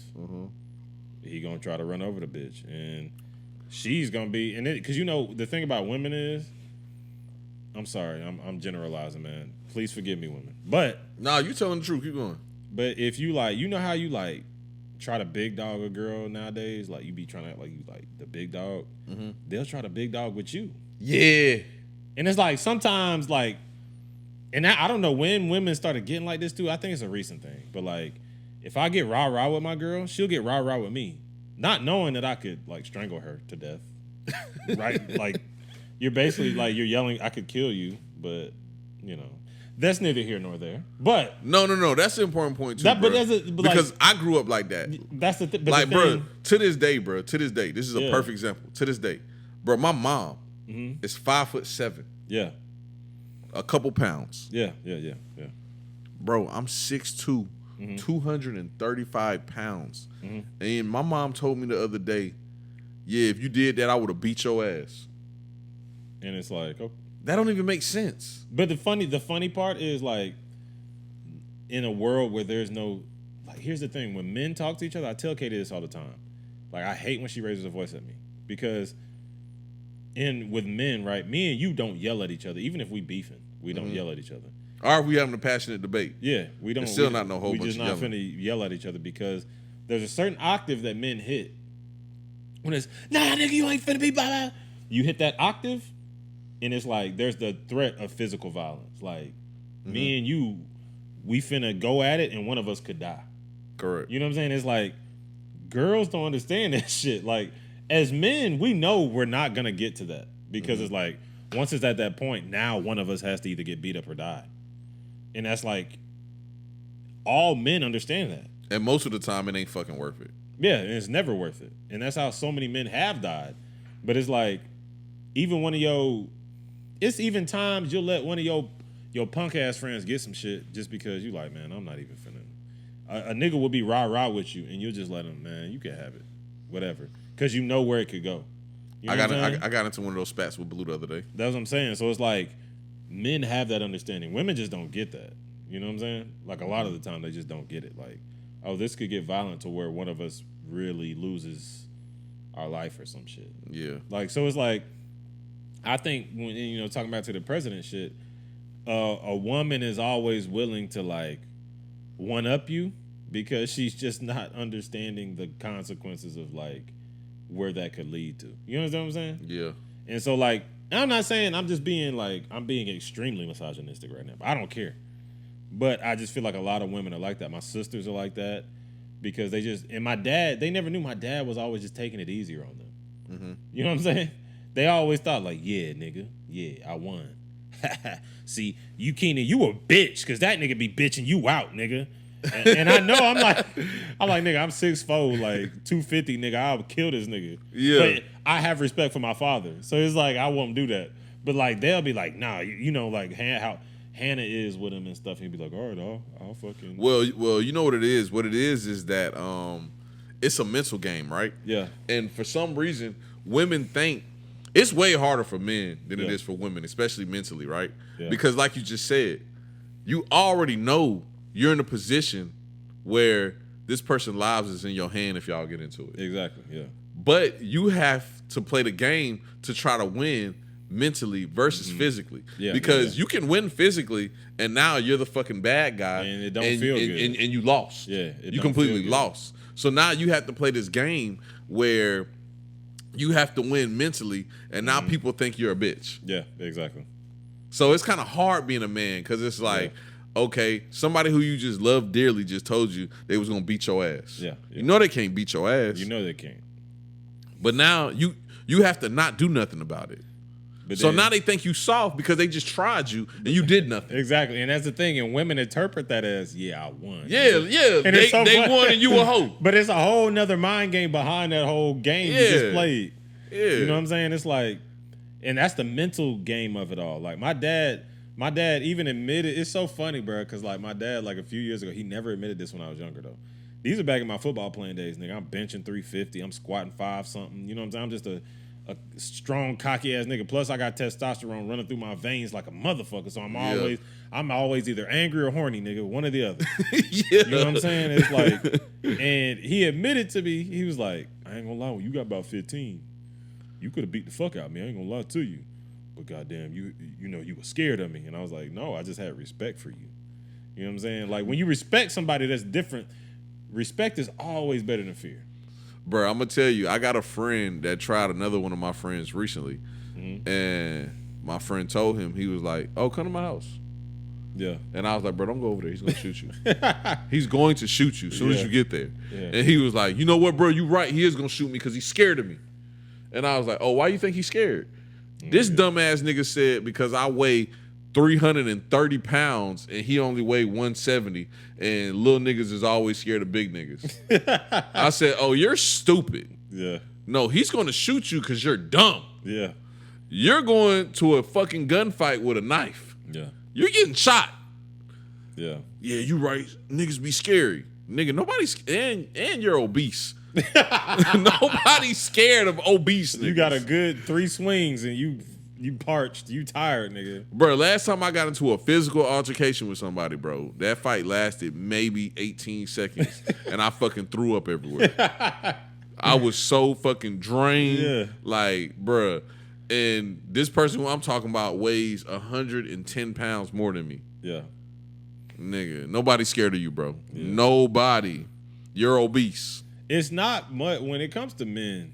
I wish a lot of us would understand this too, because that's the ego thing we was talking about earlier. Everybody, when you meet most people, you're meeting their ego. You're not meeting them. Correct. When it comes down to it, most men, well, I would think this because I feel like this about the people I'm around. Most men don't fear other men, really. I agree. I don't feel like we all like. I don't see very many niggas that like. I'm like, oh man, damn, here comes Slim. I'm like, oh fuck, or like people see me, oh fuck, here come Big Keen. Or I do think a lot of men do be intimidated by a lot of men. But I don't think it's fear. Intimidation, I don't yeah. think it's fear. Fear is like like I see a grizzly bear in the wild. Yeah, I'm scared. I'm scared. Yeah, I'm scared too. Like I'm about to shit myself. I'm that scared. Like fear is a different. Mainly thing. because he'll gnaw my face off and fucking keep me alive. Exactly. You just gonna have no face till like just ate to the bone, nigga. He gonna eat you asshole first, nigga. Yeah. That's what I'm saying. That type of shit. Yeah. But we understand That's fear. That's fear, nigga. Like most men walk through this world, I don't think we fear others. Yeah. Usually. But for some odd reason, women have this thing in them where they think somebody fears them. Yeah. They actually feel like And they be little. They don't be having shit going on. They be broke as fuck and got a rich ass husband. See, You this know what I'm sounds saying? personal. I don't know where's this coming from right now. This nigga talking about the shit that really happened. They be broke with a fucking broke ass husband. They be goddamn 5'3". I'm talking about you, goddamn. So I ain't gonna lie, this shit is personal, bro. It always pisses me off the type of women that think they can talk to me crazy. I don't know what it be. I just be like, bro, I don't even come off like that. Like, yeah. And like, okay, it'll be a situation like, and this never happened between us, bro. And you know, I've been around your girl 100,000 times before. This never happened to us. Yeah. But let's say I'm with you, and I'm talking shit to you, like, you know, just some stupid shit. Just make up a job or something. I'm jiving on you about some shit, and then your girl busts out and is like, Slim, you better shut up. Yeah. And I'm like, what? See, I couldn't even let that happen in my household. See what I'm saying? Because I just know what that is. Like, why? Stop. Yeah, like this shit ain't even got nothing to do with you. Yeah, like stop. Like, Yeah, why you doing like, this? Like, bro, this is what we do. Yeah. Like, bro, this ain't I you. hate the girlfriend that go at the homie. Yeah. I hate the girlfriend that go at the homie. For no reason. Hey, fuck all the girlfriends that go at the homie, bro. Bro, you done see me in that situation like 10 times. I hate that shit, bro. And I don't be getting it. I be like, bro, like, and then they be like, I ain't gonna lie, bro. My homeboy girlfriend asked me recently, bro. I'll say it on the pod. My homeboy girlfriend asked me recently. She said, we was in the car. It was Halloween. It was Halloween night, matter of fact. And I told them before Halloween even came up, I said, hey, bro, you better not wear them fucking matching Halloween outfits. You better not do that shit. That shit lame. I'm gonna jive on you. Yeah. That nigga put on that matching Halloween outfit. I said, you lame as fuck. Yeah. You lame as hell. She ain't say nothing. I jived on him all day about wearing matching Halloween outfits. Yeah. And you know, he just got his head down. Yeah. Bruh, shut up. And I'm like, nah, you lame as hell. You put on that matching Halloween outfit. You just lame as fuck. Yeah. She ain't say nothing. Soon as we get to the bar, she take a double shot. Oh, she hell. drunk. That's all she needed. Slim, why the fuck you think you so cool, Slim? Yeah. Why you think you so cool? Slim, you lame as fuck. Yeah. Why you think you so cool? I'm like, you get drunk and want to start talking shit to me. Yeah. I'm like, bro, you got on a matching Halloween outfit with a nigga. Y'all lame. Yeah. Slim, you just think you so cool. Who the fuck died and made you the cool president? Yeah. I'm like, bro. Cause y'all gotta realize, man, the girl that go at the homie, see, now the thing is, like, that's your homeboy. That's your best friend or whatever the fuck. So it's like, man, that's my nigga. Like, you can't be like doing that. But at the same time, you don't want your nigga to like snap on your bitch because now you gotta fight your homie. Over some dumb shit. Yeah, it's like, bruh. And you know your homeboy don't even give a fuck. Yeah, like really. He just having fun, really. Yeah. Most of the time. You know And what it's like, you can't even jive with girls because it's like, bro, we come from two different type of planets. Like, exactly. The shit that's funny to me and the shit that I would say, like, girls is like, you think I'm ugly? Yo, little ugly. And all you say is, yo, ugly ass. Just, you know, that's like a... That's like a... ugly? That's a little throwaway, but she really think you think she ugly. Yo, ugly ass. You know what I'm saying? But like girls Keenan, be thinking. He said I was ugly. Exactly. And you looking like... Now it's different though. It's different if your girl jiving on both of y'all and she mad at both of y'all. Because my girl did one time call us gay for that goddamn Black Mirror episode. Oh, yeah. And she was mad as fuck. I ain't gonna lie. But it was just funny. You know what was awkward about that whole situation? What was that? That I thought that was the most funniest situations of all times. And she was dead serious. But she's so stupid sometimes. I'd be like, and then bro, it's not her. It's most women. I know, but I'll take her. This is the thing. I don't like my girl being most girls. Yeah. I want her to be smarter. I've been putting you on game for so long. Like, all right, for the people listening, this is what happened. I seen this episode of Black Mirrors. It was an episode about two niggas that went to college together. They used to play Tekken, basically Street Fighter. It was Street Fighter, not Tekken. It was Street Fighter. They used to play Street Fighter together all the time.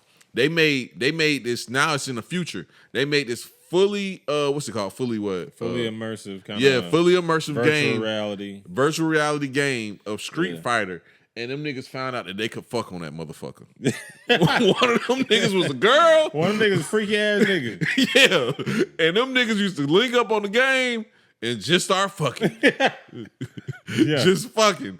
And bro, I kid you not, this episode was just funny as fuck. Like, it was just funny. Like, these niggas was trying to figure it out. Like, bro, is we gay? Yeah. And like, them niggas, like, they tried to switch. Like, one be the girl, one be the man, and the nigga was like, man, this shit ain't the same. So they would switch back. So then they started trying to, like, fuck other people. Yeah. That shit wasn't the same. Yeah. Like, they was getting in, like group chat trying to fuck people. shit wasn't the same. So then them niggas just started back fucking. Then they was like, man, this shit gay. We ain't doing this shit no more. So they got them linked up and was like, man, let's see if we gay, bro. Bro, they tried to kiss. Bro. And they both was just looking stupid, like, bro, we ain't gay. Yeah. And then bro was like, all right, cool, we ain't gay. We gonna stop doing this shit. And the freaky nigga was like, man, that shit just different on the game, bro. I know, right? Like, on the game, that shit different, bro. And bro was like, nah, bro, stole off on him. Like, nah, bro, we ain't gay. And they just started fighting and shit, and they end up getting locked up. So now, fast forward, they get bonded out of jail. The rule is every year on his birthday, because bro gave him the game for his birthday. Yeah. Every year on his birthday, he gets to get on the game and fuck off on his friend. And she go out and she get to go on dates with niggas and cheat. Yeah.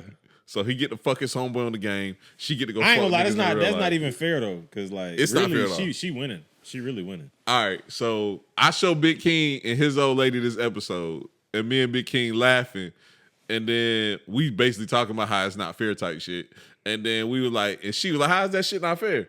And we was like, nigga, ain't nothing wrong with just fucking on your homeboy on the game. And we just laughing and shit. Like, the shit just funny type shit. Yeah. Because I also know that us as men, bro, we have this thing where, like, we think gay jokes is funny and women don't think that shit funny. Yeah.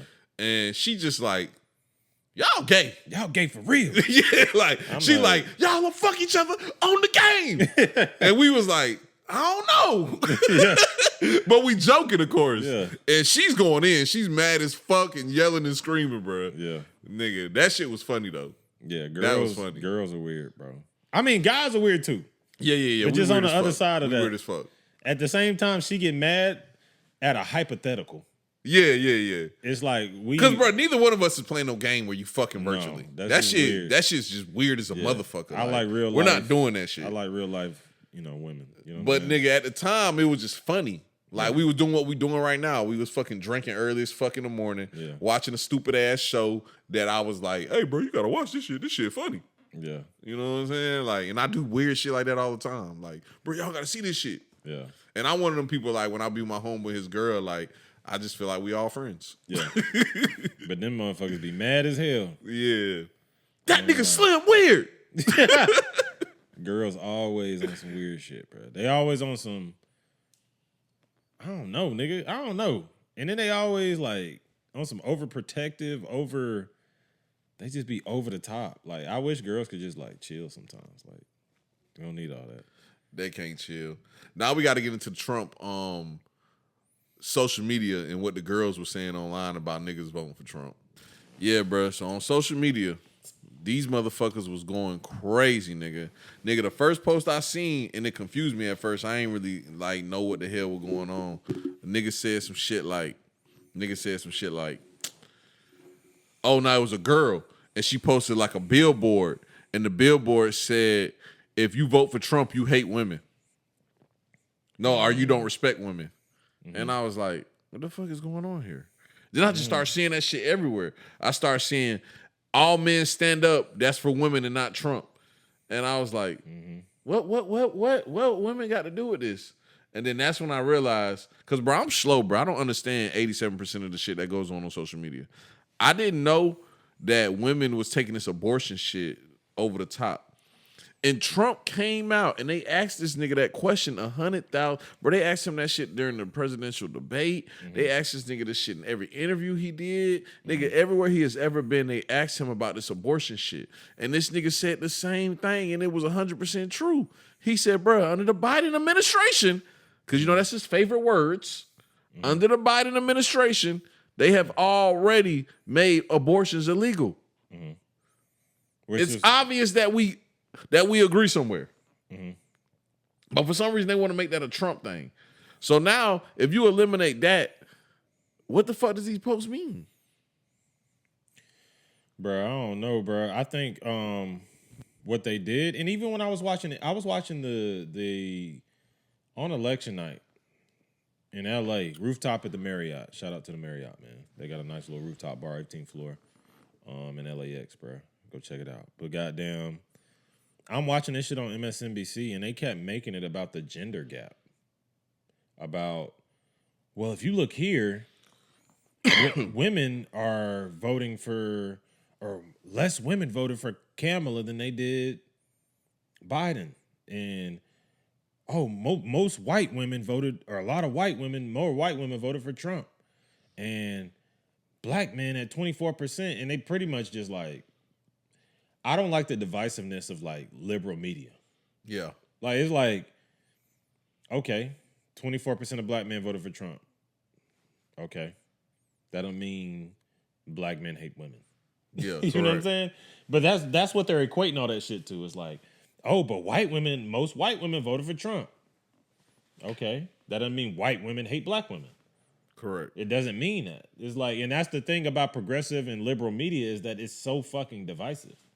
You know what I'm saying? Even conservative media do it too, but it's like the level that I've seen it now with like all this progressive, democratic, liberal media is super divisive. Like you can't say, all right, because one thing that people say about like I got friends that think I'm a conservative. I'm not. Mm-hmm. If anything, I'm more libertarian. I don't want government in anything. I want it all to be Wild West, baby. Yeah. Capitalism to its finest. Like, may the best man win. I don't want government and shit. I got 2 donkeys for your goddamn sheep, nigga. Yeah, Like, exactly. That's it. That's the type of shit I'm on. But goddamn, just because I don't like the fact that just because I'm black and I'm not on the Kamala Harris side, that now my people look at me weird. Yeah. And that's a pressure that they've always put on especially black folk. Like, why do we have to feel compelled to vote Democrat? I seen so many niggas on my shit with the I voted sticker. You ain't see them pictures? Looking like sissies. Yeah. The whole I voted. Bitch ass nigga. And the thing is like, okay. You voted, nigga. Good job. You voted, bro. In fact, I voted for Kamala. Nigga, okay. We knew that, nigga. I don't care. I don't, honestly, let's go get a beer. Fuck yeah. it. Like, you want to go watch the game? Like, I'm not worried about all Bro, that shit. leads me to my next point. All you people talking about, I'm deleting all y'all people talking about Trump. Bro, why are you deleting somebody because goddamn y'all got different views of opinions? Yeah. See, bro, this is the thing about social media. It's weird as fuck that black people only got people on their social media that's black, and it's weird as hell that white people only got people on their social media that's white. That's weird. So, like, bro, you ever been around somebody and just like they just ask you to see your phone so they can scroll your social media? You ever did that before, or scroll somebody else's social media? I haven't done that. No. Okay, that's happened to me a couple times. But I just got back into social media, so I've been, 1 year strong, baby. Yeah, we got to get you off that motherfucker. I'm about to, bro. I can't. Because I be thinking shit real life. Bro, I've had people scroll my social media and they're super shocked. Like, I should probably do it with you right now. They're super shocked. Like, they're like, what's up with all these white people? And I'm like, oh, I went to high school at a white school. Yeah, like I got a lot of white friends. Yeah, and then they're like, what's up with all these country ass niggas?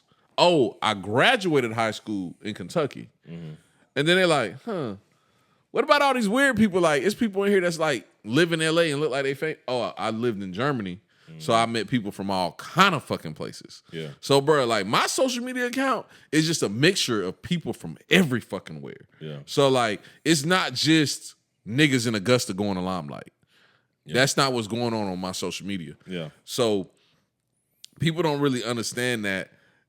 And, America is just a fucking big ass melting pot, bro. Mm-hmm. It's just a big ass melting pot of different kind of people. But for some reason, people that grow up in one certain area think everybody's supposed to be like that. Mm-hmm. So they get online talking about, oh, I'm gonna delete all you motherfuckers on the Trump shit. So you only gonna follow people that's on the shit that you own? Mm-hmm. How is that gonna help you grow? It's not. How is that gonna create the conversations me and you just was saying as adults you should have? Mm-hmm. That don't make no sense. No, people only want to be in echo chambers. They only want to hear people who think and feel the same things they think and feel.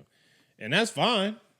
But I'm gonna go do what I do, and which is grow and learn. And I told you, bro, I was having a conversation with my dog, Zach. Zach said, he basically said conservatives are Nazis. And I was like, bro, I know so many conservative people who are good people. The countryest motherfuckers I know are some of the best wholesome motherfuckers I know. Why he said they was Nazis? Because they're trying to take away women's right to fucking, choose and their body, their choice. And I'm gonna be honest, Zach. If you see this, I'm sorry, bro, but Zach's a bitch ass nigga. He follows behind his woman. He's one of them type niggas, and those type niggas, I've learned in my big dog age. I'm in my big dog era now, so I'm like, I know those niggas to avoid. And I always tell my son. Your dad told you that shit too a long time ago. Yeah, avoid those bitch ass niggas that run behind they bitch. Yeah. Cause them niggas will turn on you. And nothing to say, you Zach always gonna be my nigga. You know that. I love you, Zach. But goddamn, you run behind your bitch. And I can't deal with niggas like that because when it's time for war and it's time for battle and you need a real nigga beside you, them niggas are never gonna be the niggas you pick. Yeah, for sure. You know what I'm saying? So it's like, because one, as men, you're supposed to be a natural leader. Mm-hmm. And that's just some like biological shit, nigga. We've been doing this shit for millennia since we was in caves and swinging on trees and shit, nigga. Since the birth of humanity, as a man, you have to be a protector, a leader, a provider. It's just natural in our DNA. Just, you know. It throws me off a little bit when he said the Nazi thing and he was referring to women, you know, and I instantly started thinking about the racism thing. Mm-hmm. And you haven't told me nothing he said about the racism thing. He thinks most conservatives are racist too. And I'm like, you got to really think about this. Like, most people who grow up in country ass towns, nigga, it's black people, white people, nigga, it be Mexicans. You grow up in a country ass town. If you grow up in an all white town that's country as fuck, you probably like a fucking Amish or some shit, nigga. Yeah. Like, you really got to think about it. Like, even the country towns we know, nigga, Burke County, nigga, motherfucking Thompson, nigga, like, them country, Lincolnton, nigga, you still gonna see Mexicans, niggas, and white people. Yeah, for sure. Like, you gonna grow up around different people. Most of them folks is not fucking racist, nigga. You played football, you played baseball with somebody who was of a different race. You not, no diehard Klansman, nigga. Yeah, you country as fuck, but he's one of them types that like thinks that like just because you're conservative, you're racist as fuck, or you don't want women to be able to have the right to choose. Which I don't even think most conservatives nowadays, I don't even think that's a big issue for them. I don't think so neither. Yeah. You ask a conservative now, the only thing they really give a fuck about, freedom of speech, guns. Y'all bitches can kill y'all babies. Who gives a fuck? Freedom of speech and guns. I need that. You know what I'm saying? Most conservatives, sure. like, that's straight up. That's like the only two things they really give a fuck about. You go out here and ask them. Yeah, the rest of that shit don't even fucking matter. Racism, all that shit. Most conservative motherfuckers, they be like, no, if you, hey, you're my brother. We bleed the same. You hear the motherfuckers say that shit all the time. Mm-hmm. That's how most of them be. They don't. You like to fish too? Yeah, exactly. Exactly. Y'all be fishing. They just looking for somebody. Oh, you into some shit I like. Bro, that's how it is where my family from. I told you I just came from the Union. That's how it is where they from. Like, it's like a big ass dam where everybody be fishing at. Yeah. And like it'll be a country ass white boy with a dip in the lip. Yep. And then it'll be all of us goddamn sitting there drinking some goddamn red wine or something. Mm-hmm. And he'll walk up and be like, y'all fellas don't like bourbon. Yeah, exactly. And everybody be like, I drink some bourbon. Exactly. I got some real good bourbon. Mm-hmm. Pour up the bourbon, then he'll be like, y'all caught some fish today? Uh-huh. We show him the brim. Yeah, exactly. He like, shit, we might as well fry that motherfucker together. Exactly. Next thing you know, y'all hanging out having a good old fucking time. Then he busts out and be like, y'all boys don't hunt. Bruh. And he like, I love me a good deer. Yeah, and we tell him like, nah, we don't really do the deer thing. We like boar hunting. Yeah. Oh, for real? I always want to do that. Let's do it. Let's swap it out.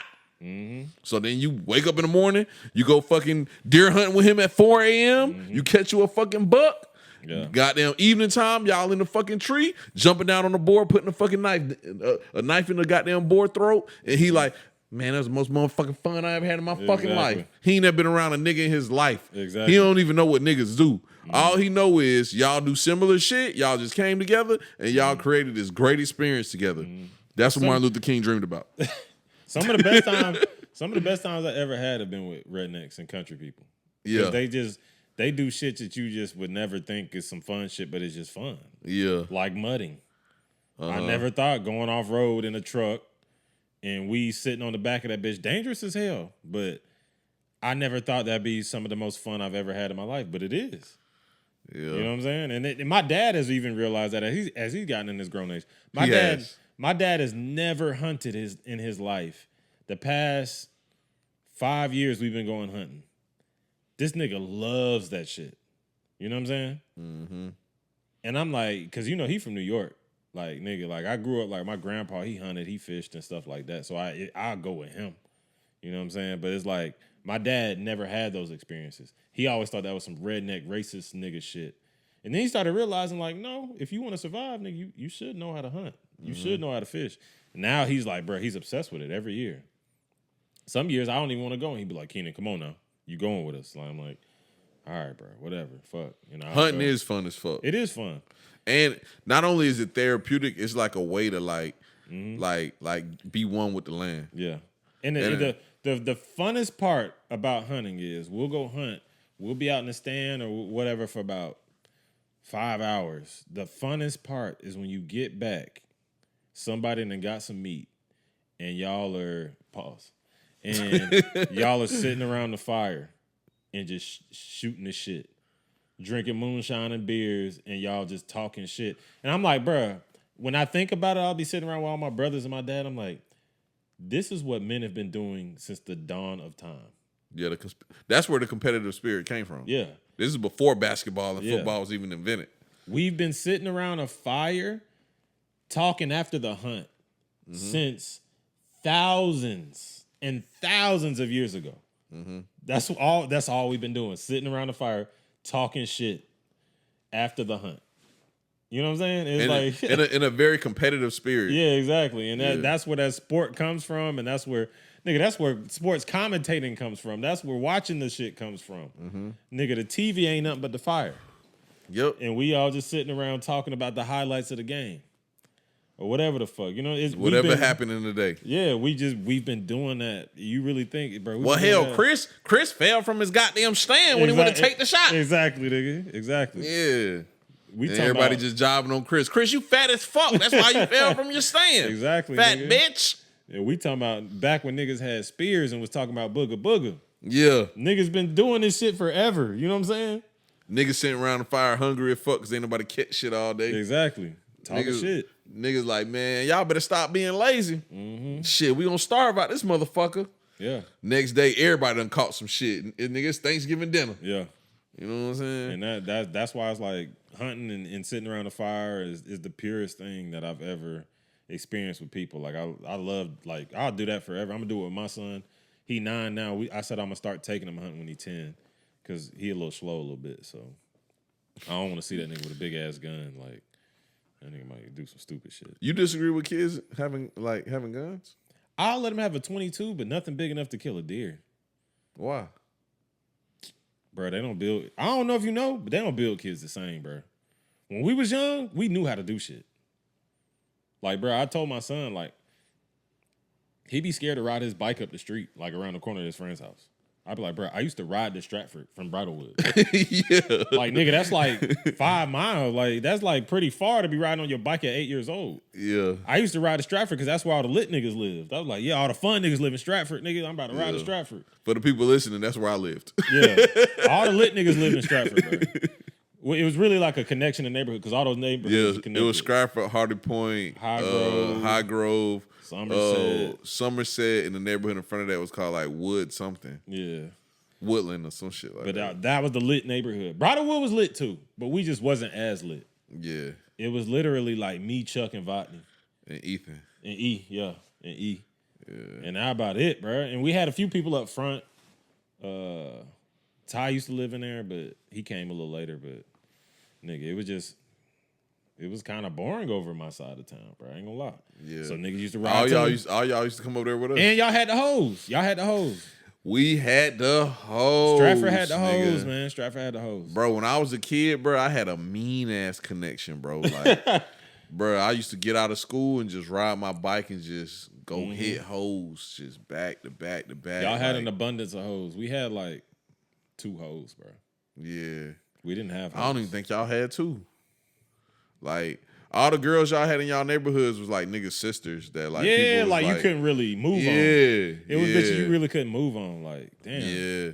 But in our neighborhood, we had the hoes, Yes, nigga. them bitches. Them bitches was busting it open. We had bitches who got their parents was goddamn military soldiers and never was home. Bitches' parents who was goddamn bikers. Yeah. Like, nigga, we was going crazy, nigga. We had a little young nigga who got their mama was a doctor. Yeah. And they had a pool in their backyard, and we can go over there and party and get drunk and smoke all the weed. And his daddy was a fucking gangster with a gold grill. Yeah. And they had pictures hung up in the wall of him when he was young. He had fucking dreads and 2 AK-47s in each hand. You know what I'm saying? See, niggas in Richmond County ain't never experienced that shit, bro. Bro, you ain't experienced a hood nigga met a doctor. And he got old pictures of him as a kid. He got 2 AK-47s in his hand like Gucci Man with a gold grill and dreads, nigga. Yeah. And you like, damn. And his wife is, good day, neighbor. Yeah. Like, she just square as fuck, green as fuck. Don't even know what weed is. You know what I'm saying? Niggas, the suburban lifestyle is different, though. I'm going to be honest with you. Suburban we lived in the prime of the suburban lifestyle. Because now the suburban lifestyle done changed a little bit. Suburban, bro, everybody lives in the suburbs now. When we like, lived in the suburbs, bro, like, nigga, like cool. Niggas ain't know about the suburbs. Yeah, like niggas ain't really know. Like, even niggas who had money was like, man, I ain't about to go live over there, nigga. I'm about to go live over here by in Hepzibah. Yeah. Niggas with money moved to Hepzibah. Yeah. You know what I'm saying? They was like, cause it's uppity niggas over there in Evans. Yeah. Nah, nigga. We lived in the suburbs when goddamn niggas thought it wasn't cool to live in the suburbs. Yeah, the prime of the suburbs. It was the best kept secret, bro. I wish all of my fucking friends who didn't grow up in the suburbs could have had the experience we had, bro. I do too. There was an abundance of hoes. Specifically Quad. Yeah. Quad, if you watching this, you probably the only nigga from Richmond County I wish I grew up with. Mm-hmm. I wish Quad grew up with me. Cause Quad don't even know, like, bro, you still would be the same nigga who you is today, bro. Yeah. We would have shot dice every day just like you did in the hood. Bro, I don't know if you know this, but Quad and Joe lived together before in the same neighborhood. Really? Wow. Nigga, they both lived in Apple Valley when they was young. Oh, wow. Wow, that's crazy.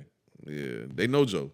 Nigga, they told me that Joe was the kid in the neighborhood who would wake up early as fuck in the morning before everybody else woke up, cut everybody in the neighborhood yard, get all the money, get on the fucking bus, go to the fucking, go downtown, buy a ass of candy, and come back to the neighborhood and pass it out to the rest of the kids.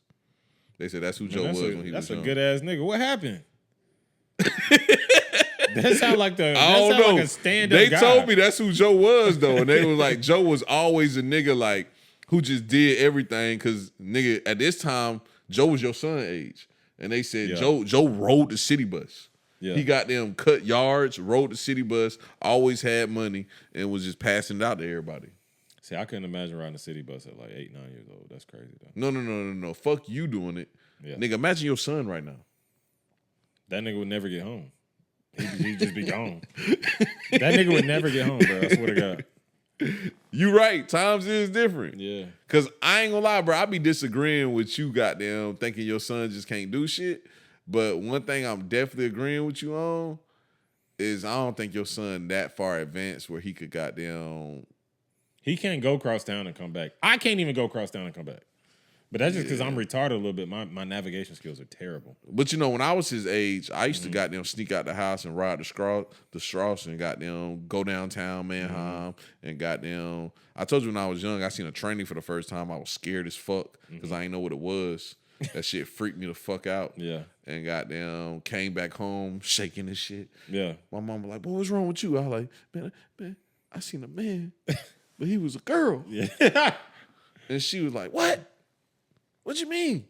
Man, he was a girl. He had girl clothes on and shit. Yeah. And she was like, "He was a cross dresser." I was like, "Nah, like he was a girl." Ain't that crazy? Like he had titties. That used to be a thing though. What, cross dresser? A cross dresser. Yeah. It's not really a thing no more. Like niggas be having titties and shit. Yeah. That shit be crazy, bro. Right. But it was like back then. It was like a sexual. I still think it kind of is, but I ain't gonna. Shout out to all trans people out there. I respect you, but it was like a sexual fetish. Like a nigga just like to get a little freaky and throw on some pantyhose, a little skirt. You know what I'm saying? Nigga just a freak. Nah, that shit gay. Nigga just a freak. Super gay. Nigga just a freaked out nigga. But now it's like a lifestyle. Like niggas be like, no, I'm a whole woman, and it'd be like. Bro, I told you, it's a nigga downtown, bro. Like, my first time... I don't think I told you about this. My first time seeing soft white underbelly Oh, yeah, I was yeah. fucking amazed, nigga. That shit just, bro, that shit just blew my fucking mind, and I wanted to do shit like that. And it's this, I don't know what it is, but where Damo used to stay on 8th Street, across the street, it's this place. It's like a comedy bar, some crazy shit, and they do like kink shows, and it just be all kind of like underground people there. Yeah. And it's this guy that's always walking the street. He always got on pantyhose, girl clothes, and a long ass beard. Okay. Yeah. He dressed like a girl every day, wear heels, all that shit, but got a long ass beard, long ass hair. Like he looked like a pirate with girl clothes on. That shit kind of cool. So one day I just asked a nigga, like, can I interview you? And that nigga snapped on me. He was mad as fuck. For real? Yeah, bro. And I was like, I'd have thought he damn. would have liked that. And I was like, why this nigga Soft White? How Soft White Underbelly be getting these interviews and I can't get no weird people to talk to me? Nigga, that nigga blew Sharp up. Yeah. I remember when I first seen Sharp, I was like, who's this angry ass light skinned nigga? Nigga, Lush too. Lush came from Soft White Underbelly too. Lush did? Yeah, he was on Soft White Underbelly. He was a drug addict, a meth I head. didn't know that. Nigga, Lush was a meth head from Soft White Underbelly.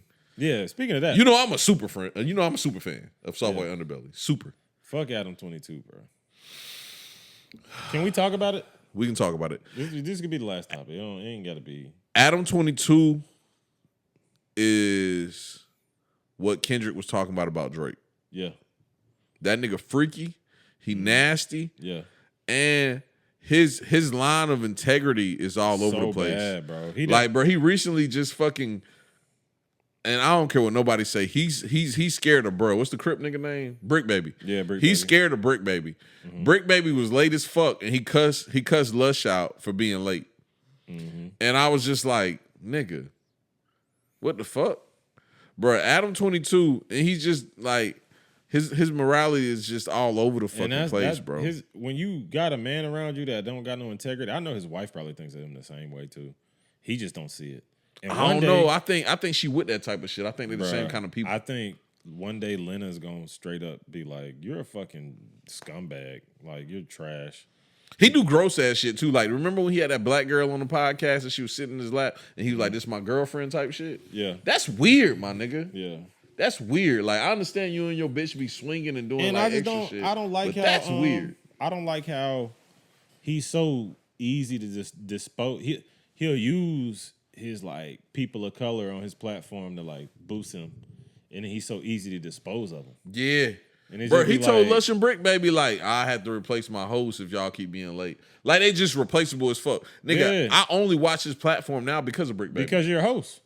Yeah. I'm I'm only watch watching it- Brick Baby. Nigga, today I don't even watch No Jumper. I'm telling you straight up, No Jumper is like it's falling off, bro. The only people who watch that shit are like fucking clout chasing ass little white kids. Yeah. But goddamn, nigga, anybody who, bro, I only watch Back on Fig, which with my dog T-Rail. I watch, my dog. I don't watch them because they be trying to be too cool and shit. And I mean, T-Rail always that's the type nigga he is. Yeah, that ain't my type But of I vibe, love though. Schmack is funny as hell. I love Schmack. I love Schmack T-Rail. is hilarious. T-Rail really is just a cool nigga. He is. He just cool really as like fuck. a cool nigga. He Like, cool as fuck. So it's like, I some like niggas- AD though. AD Yeah, I my love favorite. AD. I love AD. my favorite. AD, one of my favorite people on there, bro.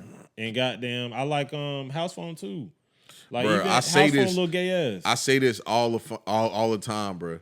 yeah. Ain't nothing better than when your hood friends move to the suburbs and then they finally adjust. Oh yeah. Like, bro, I tell this story all the time. Damo first day of school, he had on an all-black Dickie suit, aluminum foil grill, and a New York Yankees fitted cap. His second day of school, he had on some khakis jacked up to his ass That bitch had the wedgie. and a polo t-shirt and a young Dro haircut. Yeah. Damo adjusted fast. That nigga quick. That bitch adapt, boy. And Damo will tell y'all, nigga, I came to school and y'all niggas was jiving on me because I was a hood nigga. yeah. That nigga said, I went home, I bust out them polos my mama got me. I came back to school and I said, oh, ain't no point of being like that. And I was like, yeah, bro, we ain't do that kind of shit. Like, that shit ain't matter, bro. No. We ain't care about none of that type shit where we was from, nigga. Niggas was trying to get some hoes and get drunk. That was it. Smoke a little bit of weed. Yep. Niggas was not on that goddamn who hood, who be robbing who can beat up who We was not on Who that got type the of shit. best gas? Yeah. Nigga, everybody was selling Reggie, nigga. Yeah. The Reggie was everywhere, nigga. As long as you had something, you was in the vicinity, you was making some money. Exactly, nigga, for real. But yeah, man, that nigga Adam 22, bro. No integrity, no morals. Damn, bro. These hip hop media platforms is like, They falling off. yeah, bad. I ain't gonna lie, Act been pissing me off. Act been getting some pissing me off. bap ass interviews. Yes. He getting some bap ass interviews. Yes. I don't think he care no more. Vlad falling off too. I don't think Vlad falling off. I'm gonna tell you why Vlad not falling off. Why you say that? Vlad has the most diverse platform out of all hip hop platforms. His platform is diverse because the people who he picks. Like this week, he put out an interview with Mickey Mace. You know who Mickey Mace is? No. Name sounds familiar though. Mickey Mace is one of the top high stake gamblers in the world. Okay, yeah, okay. He got tattoos everywhere. He I've heard. Yep. Yeah, that's Mickey Mace.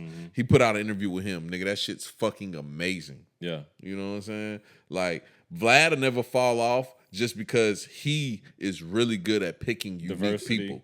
Yeah, the diversity in how he picks his interviews and all that stuff. I see that though. Vlad does seem like one that'll be around forever. I think academics with the antics, he got to chill with that. Like the whole Drake dick riding, and every time everybody who beef with him because he kind of a rat. I ain't gonna lie, he kind of a mouse. Yeah.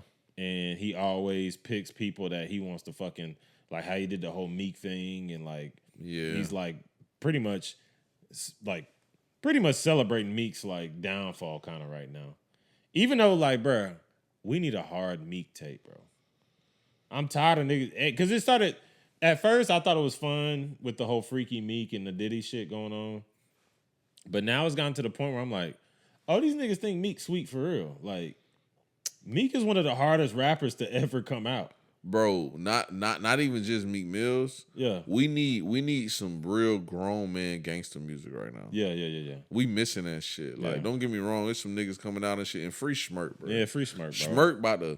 Schmirk being gone about to fuck up everything, bro. Yeah, like, it really is. Nigga, we need that type of music, bro. Yeah. We need that type of shit. That shit about to be gone, bro. We just about to have a whole void. I meant to listen to that Tyler the Creator album because I heard you talking about that shit. It's really and good. if you say that shit good, I know it's good. Yeah, it's really I know good. that shit good because bro make the type of music I like, because you know I like that Childish Gambino Redbone type of shit. You know that's my type of shit.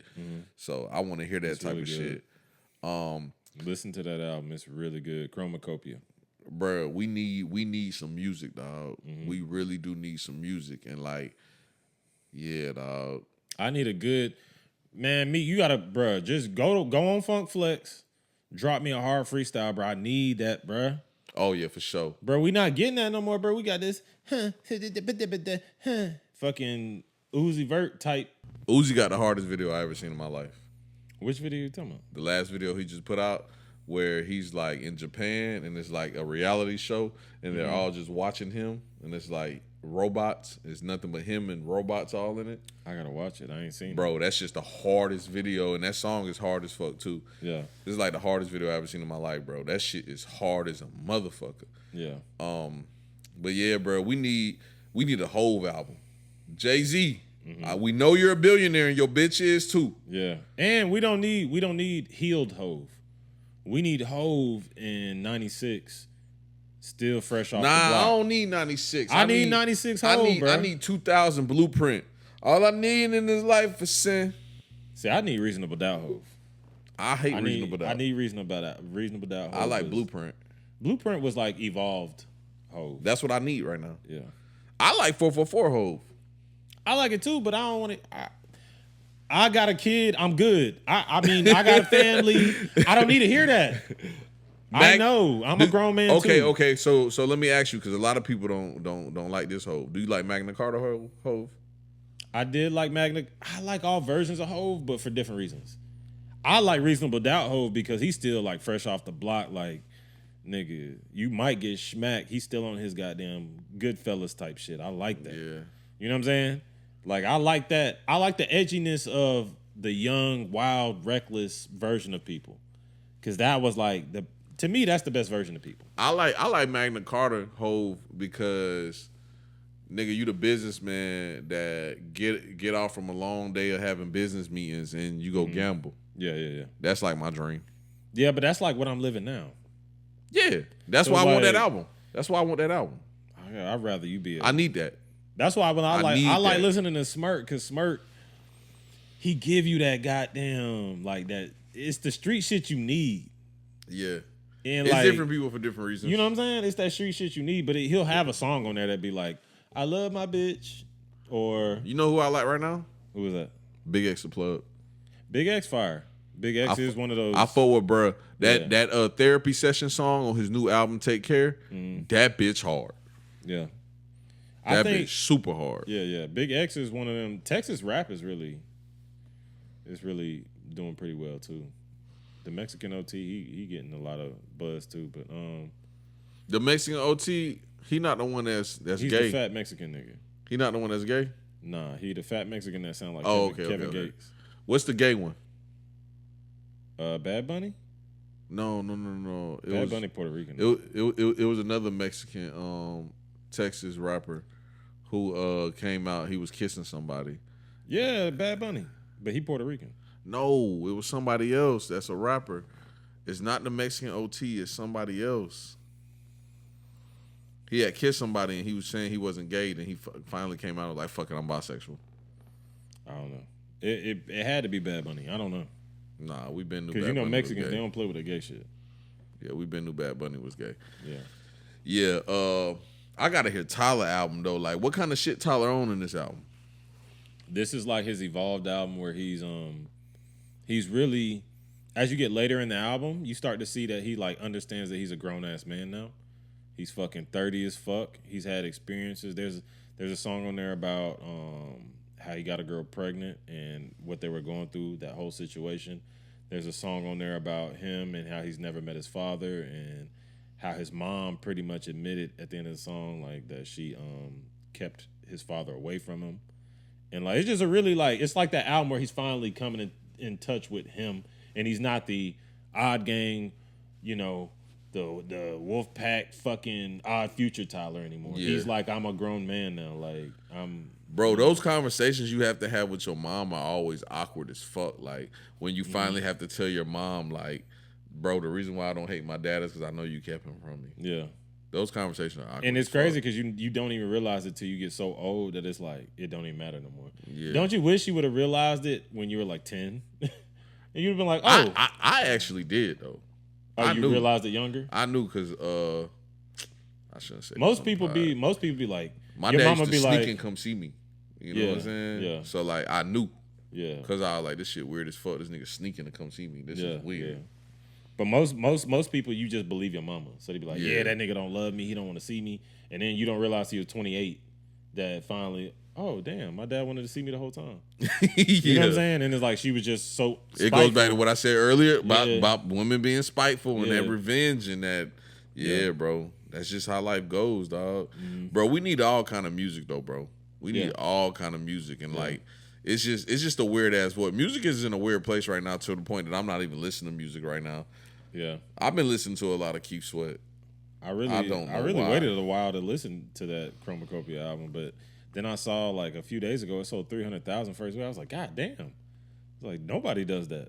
You know, like I was like, oh, all right, I'll listen to it because I love Tyler anyways. That's like my spirit animal, pretty much. Tyler Creator is like me as a person, and then I listened to it. I was like, God damn, this nigga gets better and better every time.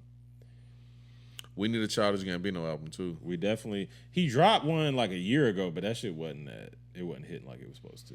We need him to get in his creative bag. See, when it comes to creative He creative been in his ass artists family like man that, bag lately. yeah. He been with his family, like, but all the shit bro, I wish they still was making Atlanta, bro. Like, Bruh, did you see when DDG went on Kai's stream? yeah, And I heard about it. His old lady was mad as fuck and was like snapping and shit. How you felt about it?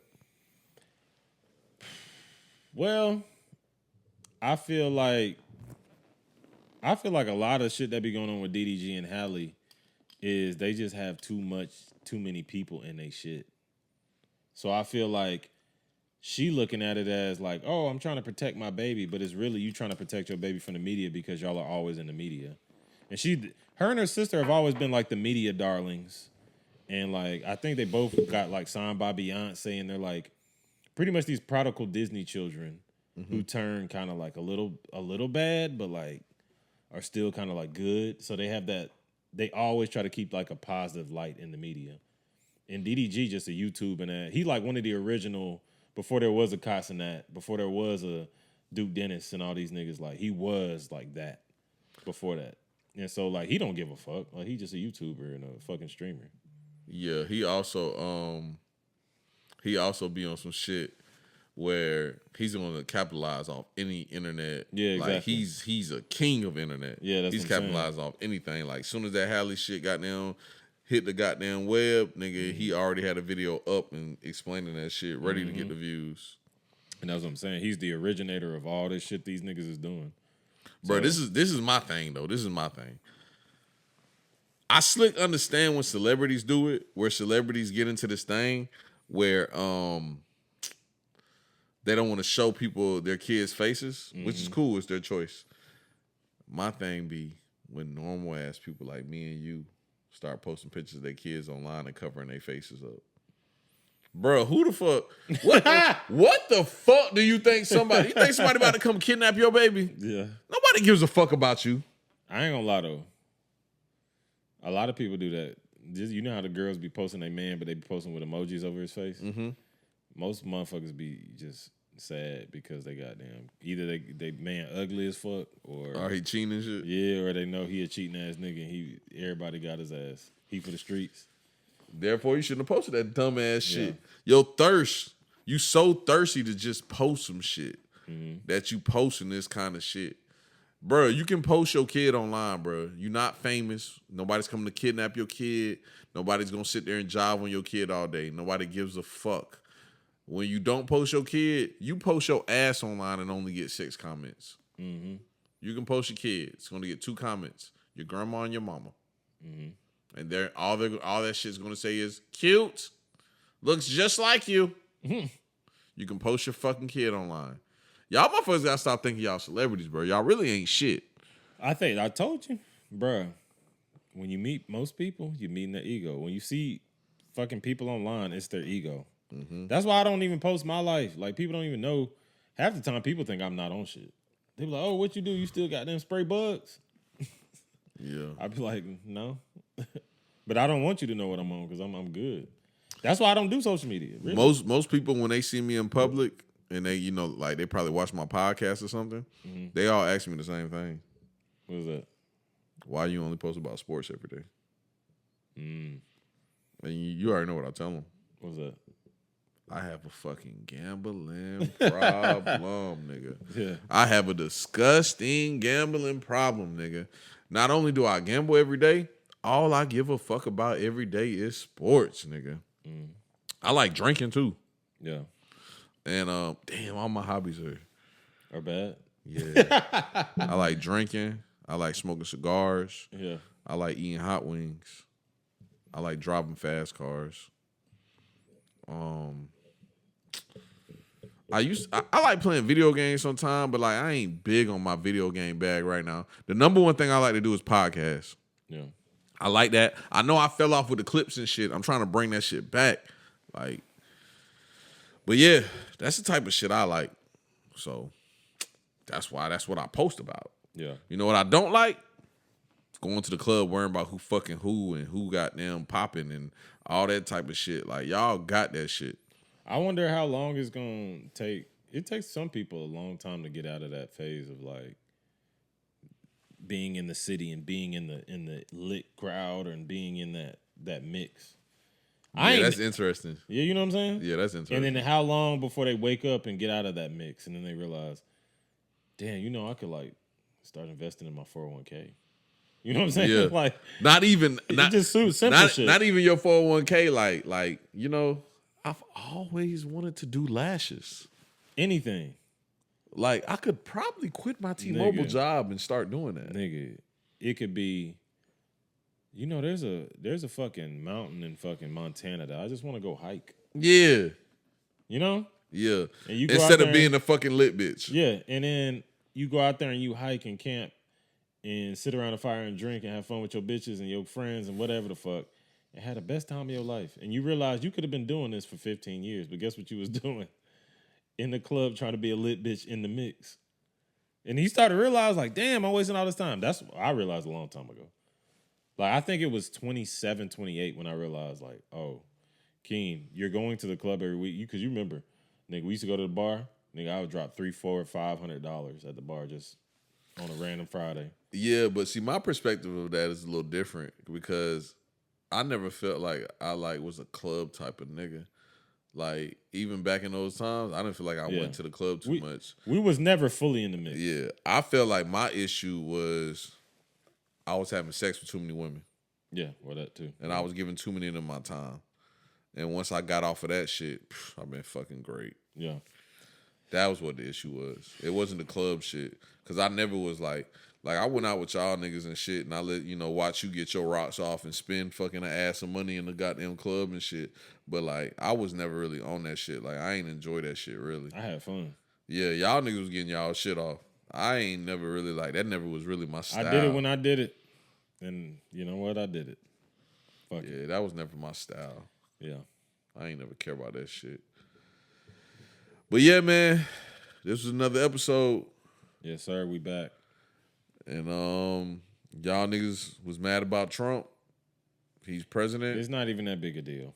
We've been through this once. You'll be okay. Yeah, we'll be fine. He gonna have this meeting with Putin. Ain't gonna be no goddamn wars fought on U.S. soil. Yeah. Trump gonna go in there. He gonna lay his dick out on the table. Putin gonna lay his dick out. Trump gonna be like, you see how mine's is bigger? You have to listen to my demands. And Putin's gonna be like, okay, you get the first demand because yours is bigger. Because that's what rich niggas do. They have dick measuring competitions. And that analogy was gross, too. It was super gay. Pause. Yeah, it was super gay. Nigga, you're talking about dicks and shit. What the fuck? That's what they do. They have dick measuring competitions. Yeah. That's just what they do. Yeah. But that's all we got. We out, man. I'm over here talking crazy. I'm drunk, too. I ain't ate shit all day. I've been drinking every single day. Y'all pray for me. Yeah.